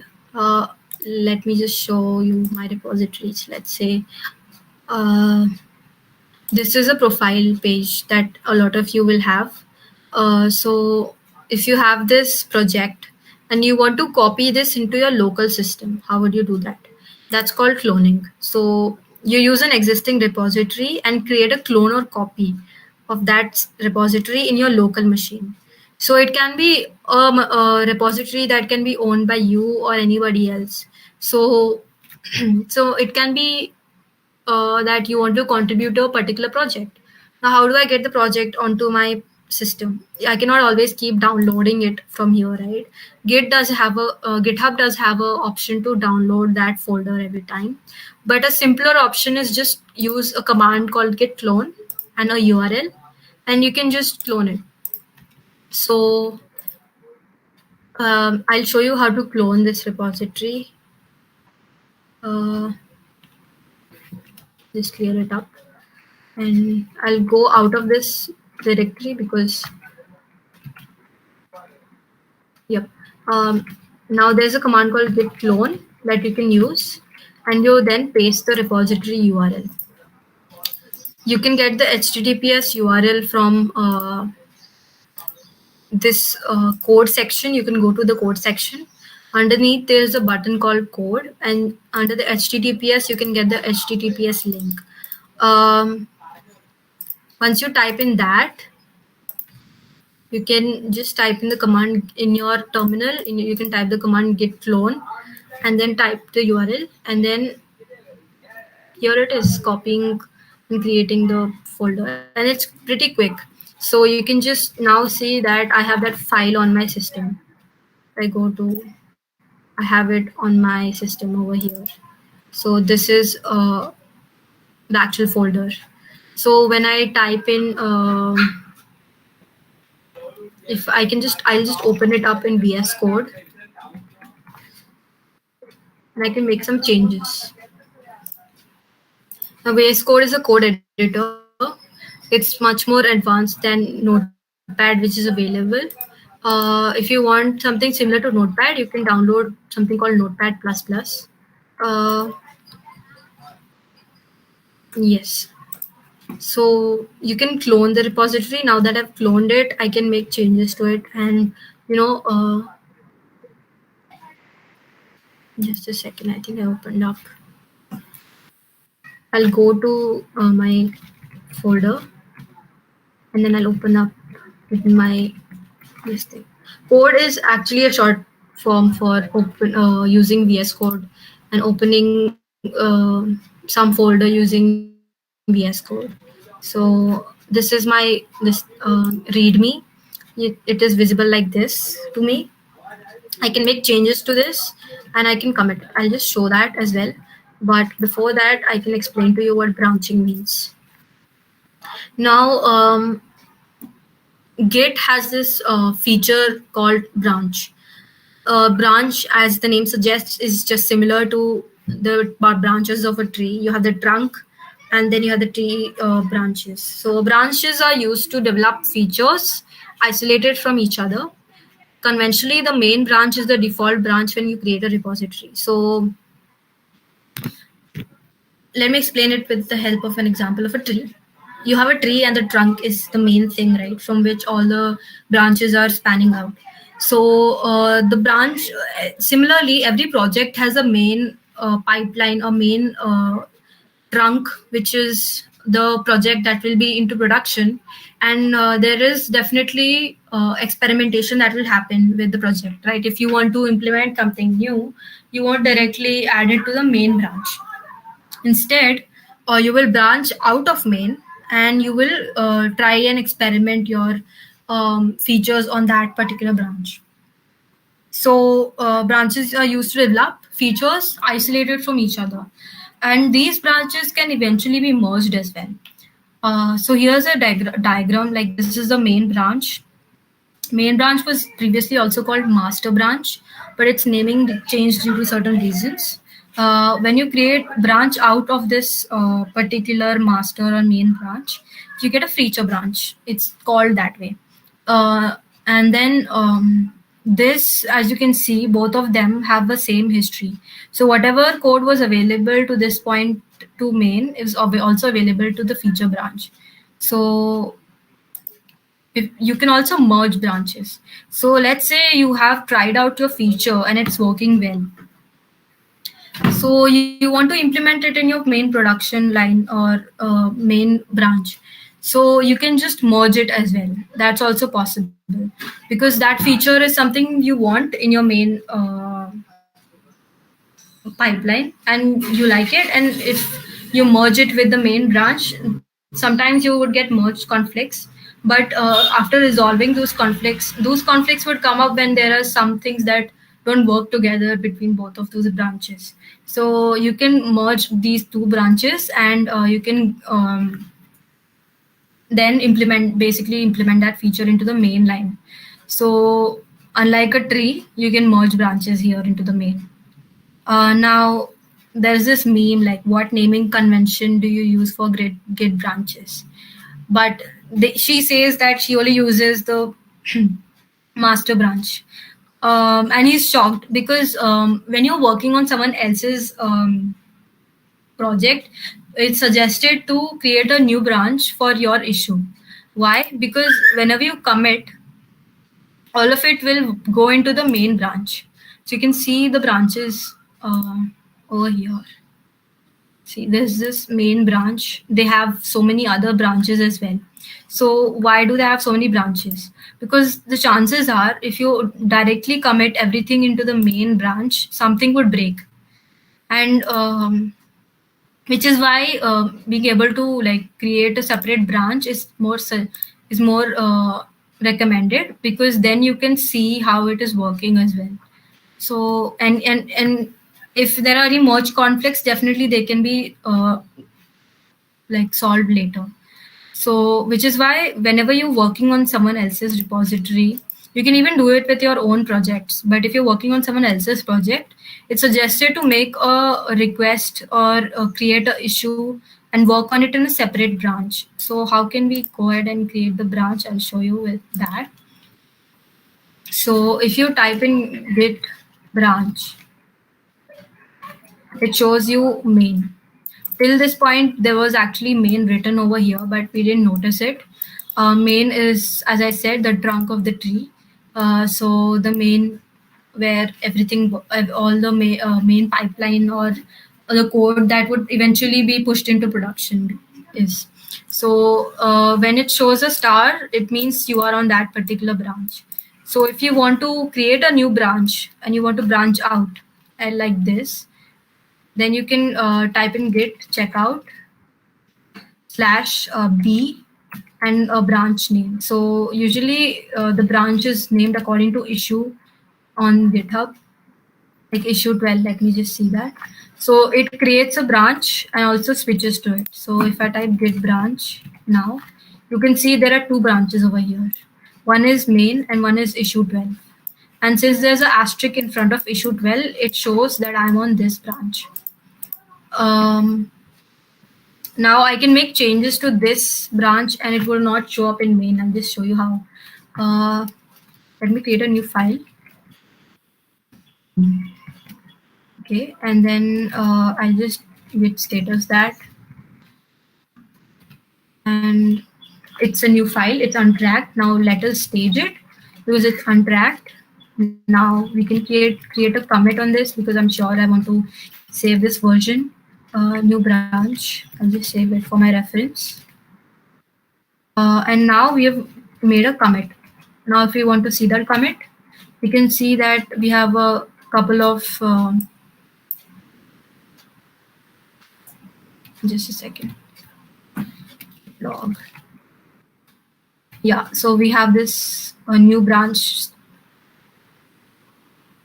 Okay, this is on my project, right? So new branch created over here. If I quit out of it, I can see git status. So you can, there's nothing on the working tree. I've already staged everything and committed, and the latest log was showing that I had created a new branch. Now if I check switch to my main branch, you won't actually see it. Git checkout main. So I've now switched to my main branch. As you can see over here, my asterisk is on main. If I now type git log, you'll see that the latest commit here is not new branch, because both the branches run individually. So any change on this won't be visible on the other unless I merge them. So here I will again check out my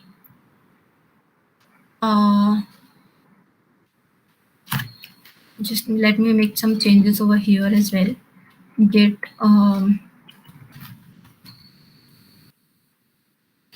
file3.txt. This I'm making on main, and git add and git commit. I'll just write it in short. New file on main. So I've already made the commit, and if you check out the git log, you can see that I have a new file on main, and the last update is this. Now if I check out my branch called issue, you won't see that. Yeah, if I check out the log over here on this issue branch, the latest commit I did was new branch. So both of them run independent of each other. Now if I merge my main branch into my issue branch, I can do that using git merge main. So every time you merge something, you have to, that becomes a commit again. So till that version. So this, I can just close it and my commit took place. And if I check out git log, you will see a new branch over here, which was my last commit on this branch. You will see new file on main, which was actually present in the main branch. And then this is the commit that shows that I merged the main branch into the issue branch. So whichever branch you want to merge something into, you have to first be in that branch, and then you have to type git merge and the branch name. So it will be git merge and branch name like this. So you can just use this. So I'll just check out into the main and remove my folder, my other branch. If you want to remove, if you want to delete the other branch, you can just type git branch slash hyphen capital D and issue 12. Yep. So this is what you can do to delete. Now if you type in git branch, which lists all the branches, you won't see the issue branch because it has been deleted. So I'll just remove the last commit that I did because I don't want it on this. So I'll just copy it. And then if you want to quit out of the log, then you can just type in Q. That will just move it out of the logs. Then again, as I said, git reset hard because I don't want the changes. And I can type paste the, just a second, this is the commit I want. Type the, paste the commit hash, and then it will just go to that particular, see, that old commit has gone. Yep. So that's how you do branching, and that's essential because when you contribute to someone else's repository, make sure that you open a new branch when you copy and clone and work on that branch. So communicating with a remote repository. Now that you have this repository over here, how is it that I put it on GitHub? For that, you can actually go ahead and create a new repository. Now, before that, I'll tell you, talk about a term called remote. Remote, as I said, is a repository hosted on GitHub, such that all the team members or you can put up all the changes or host all the changes that are there. So I'll just create a new repository. You can do that. This button on beside your portfolio, beside your profile, is used to create a new repository, as you can see. Then when you create a repository, you can enter a name, new file, a new repository, and then you can add a description, which I'll leave for now. You can private or publicly host your repository. You can skip adding a README for now. I'll show you how to connect it. Um, and you don't need a git ignore for this because there are no files required. Git ignore is a file which will help you ignore some files from committing on your local repositories. Like if you want to store your passwords in your folder, but you shouldn't be committing it online, right? So git ignore helps with like not committing a particular set of files.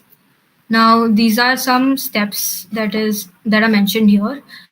I want to push an existing repository from my command line. So previously, we had created a file called a new repo. Now I want to push it online. So what I can do is I can copy this line. I'll tell you what it does.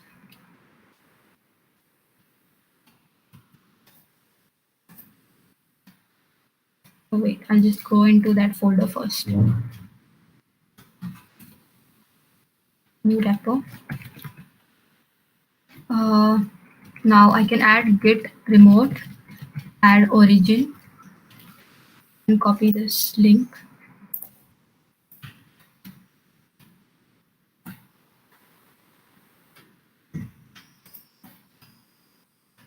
And now if you type in git remote v hyphen v, you will see something called origin. Not sure why they'll do O's. Okay. So what this means, a remote here essentially tells you that something is on the net, and origin is the name of that repository. So a repository that you own will be called origin. So if I have this there, new repo, this is something that I own, so this can be named origin. But if I was working on someone else's let's say free code camps project, then I wouldn't be naming it as repo origin. I would be calling it upstream. So the name depends on whether it's your or whether you use working on someone else's repository which you do not have access to. So, and this is the link of the repository, so you can get it over here. So now that we've added the remote, basically we've connected our local repository to the online repository. Now we can just push it over here by using command called git push -u origin main. Now this git push is used to push this code from your local repository online with the help of a flag called -u, and origin is basically where you want to push this code to, which is your repository, and main is which branch you want to push to. So you would want to push your main branch into the main of the online repository. So if you do this, okay, so what happened was my remote got named incorrectly. Yeah, so I'll just get remote remove origin. Yeah.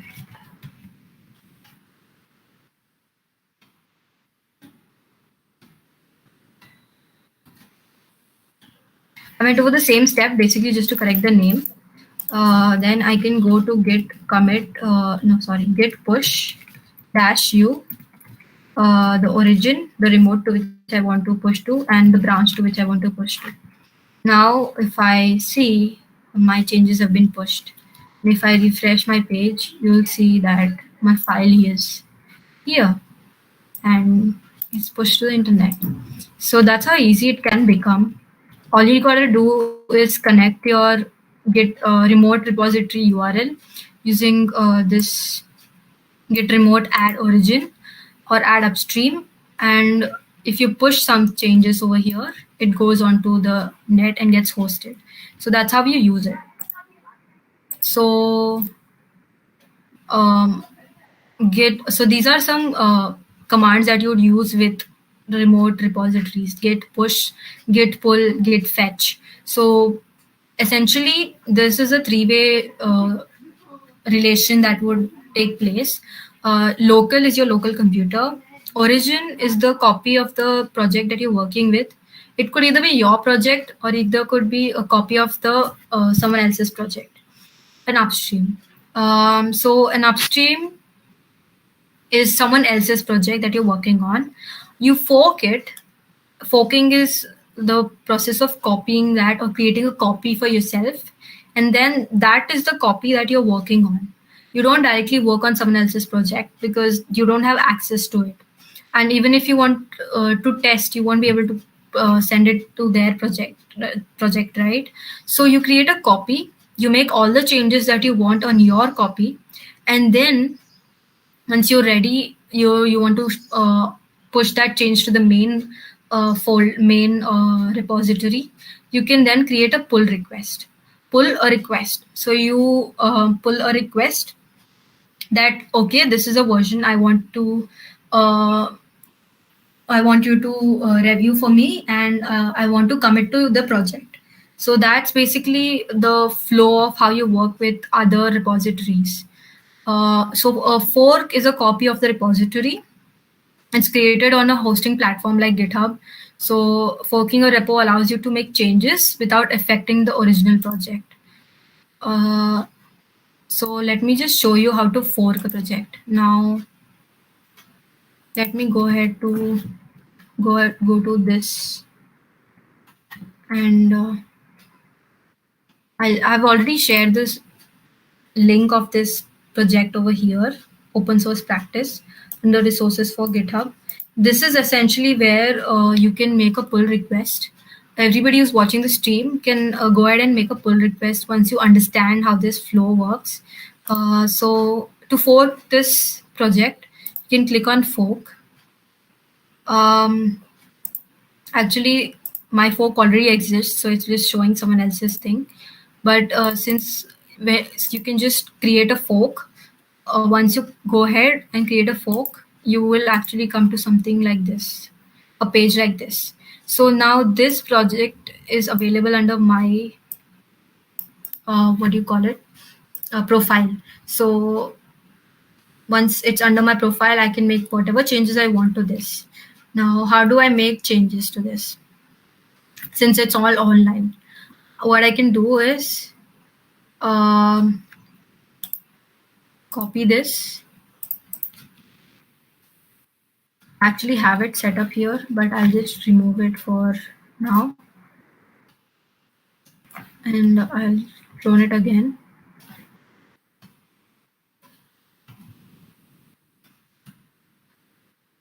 Yep, so git clone, paste the URL,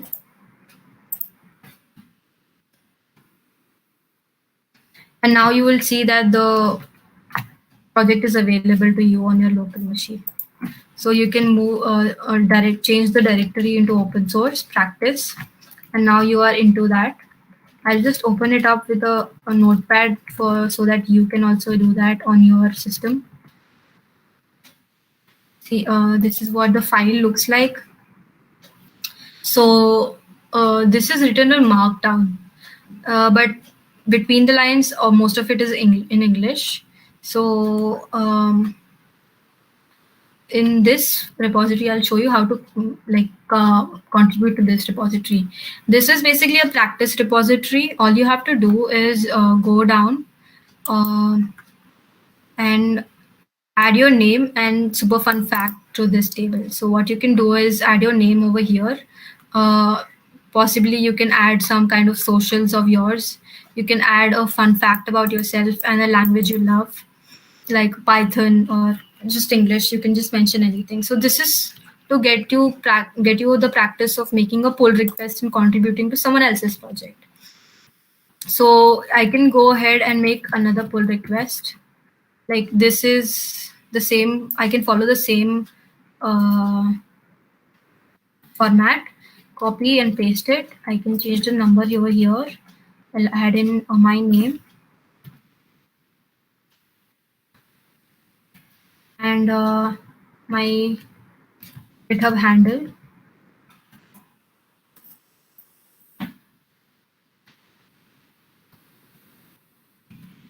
And then I'll just keep my GitHub over here again.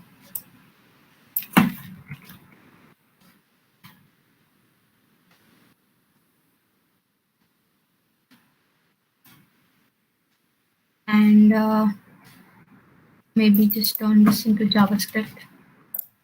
Yep. Now I have made my changes. I will save the file and I'll close it. Now if I go to git status, you will see the README has been modified. If you want to commit it, git add first stage the file. Here the README file was changed, and then commit it. I'll name it test so that they can remove it later. File, and then yeah, now it has been committed, but it won't show up on this as of now. So if I want this to show up, first I will push it to origin. So git push origin main.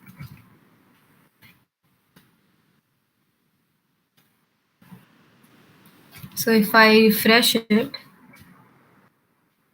you'll see there are 4 commits. I just did a commit. So you can see all the commits over here. If you click on this circle icon, you can see that you've made a commit over here. I just made a commit about test file, and this is what I added. So you can explore GitHub's what do you call it, interface slowly. You'll get to know a lot by yourself if you start exploring it. That's not a problem. And yes, now what I want to do is I want to contribute. How do I make this visible on this main repository? This is, you can go to contribute and click on open a pull request. So over here, I have done my changes on the main because it's a simple repository where only the README is changing, and it's not an issue with this this project maintainers. So I can just like open it over here, type in test PR, added my details. Okay, so whenever you do the pull request, you can just check which repository you want to commit from, which branch you want to commit from. So, and then when you create a pull request, this is what this interface shows up. So all your pull requests will be under this tab, and you can see the maintainers will be able to see what changes you've done, what commits you've done, all of that. So once the maintainer is happy with what you've done, or if you want to make any suggestions, they'll do so in GitHub comments, and you can go ahead and reflect those changes again.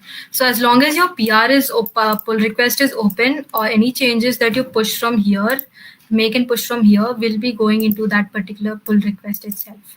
So, and if your pull request is closed, if you push any changes, it will again go back into your in the copy of your project. So this. So that is how you make a PR. You can do it from, again, your copy of the project and go ahead and make a pull request by contributing. So that is basically how you make a pull request. There are a lot of times when you come across merge conflicts. Now, when does merge conflicts happen? Let's say someone was working on the same project, right? And they committed there are a lot of pull requests over here. So let's say you committed something at 2:50 a.m. 2:50 p.m. Someone had made a commit at 2:40 a.m. p.m. So just 10 minutes before you, and you haven't reflected every time you make a fork. Where is my fork? I'll just open it separately. Every time you make a fork, only that particular commit that it gets copied. Not all the changes get reflected in this. So you have to pull the changes from your from the main project into this project. So if it's not copied, then you are working with the older version of the project. So if you made some commits and at 1050 without including the previous version of the project, then and if you make a PR, you would come across something called merge conflicts. So this person had made some changes after everybody else's, some other pull requests had been approved, so he got some merge conflicts. So like here, three people had added their names over here, before which he added his name. But he forgot to pull the copy into his main in his local repository, which is why he got a merge conflict. So to deal with merge conflicts like this, you have to understand where the error is happening or what was the problem. Here, as you can see, you can read that three people had committed their names. Three people's names had been added to this repository, after which he added his name. Actually, yeah, over here.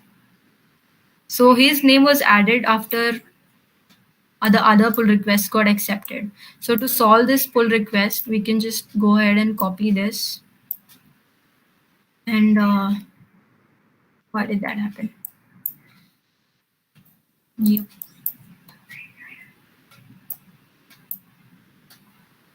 Just a second.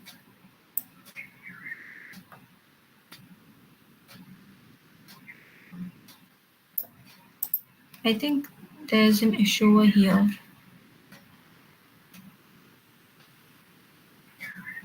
Okay, so okay, this is the one he added. So we can just remove this and control exit. And when you see this two lines, this means this is what the new changes that came in this pull request. This is what already exists in the branch. So you can just add, I can just go ahead and add that change at the end of the file and change it to number 23. And I can just remove all of this that GitHub is suggesting that is causing the issue. And I can just, since I'm a maintainer on this project, I can like easily approve all the requests. So before this, what happened was these two people had put their commits before this person had made his PR. So which is why he didn't have these two names. Now GitHub was telling these two names are not there. What should I do? So at that point of time, you have to manually resolve some merge conflicts.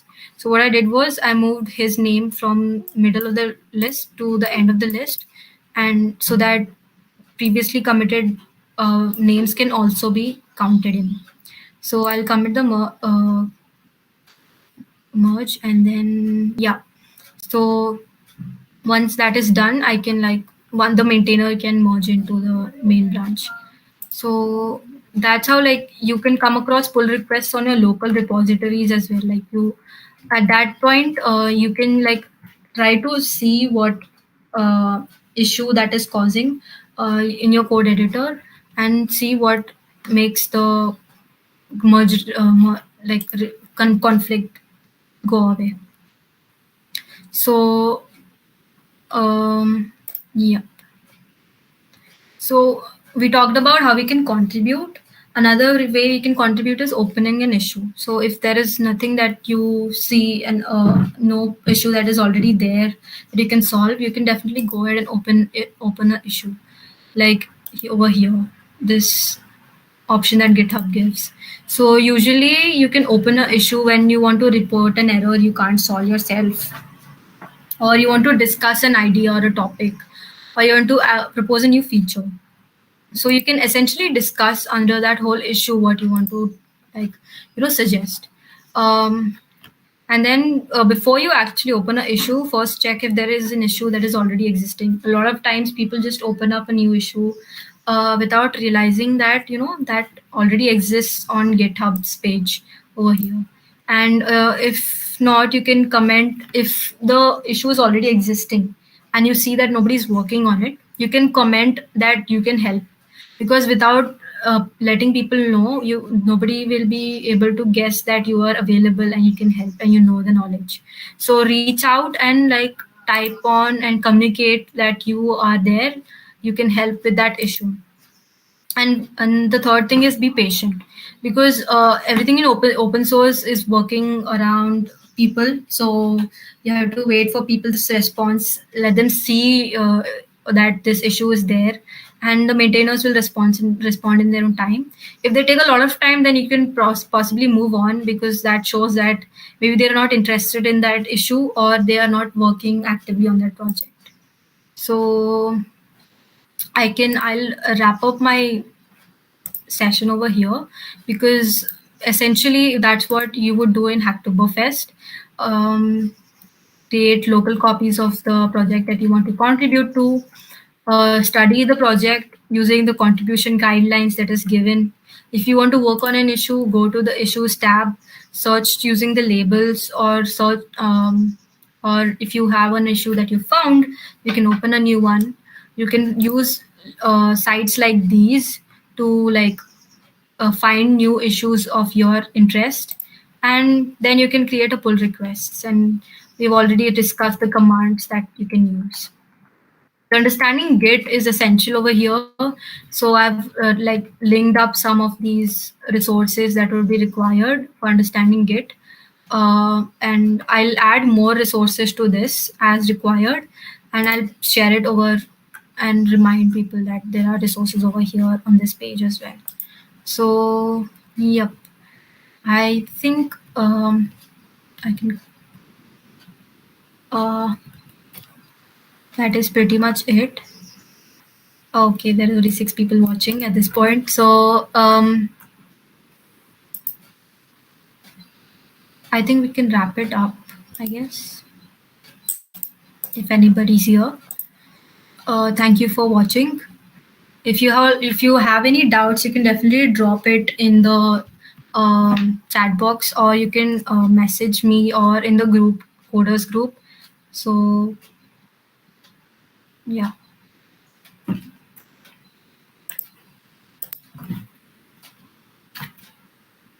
Okay, so thank you so much for coming to the session.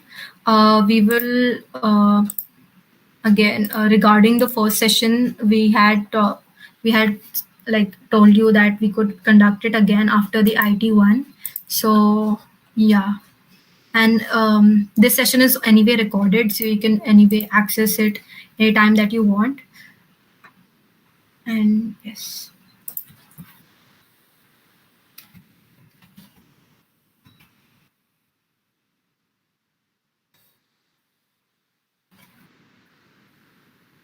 Yes, we can.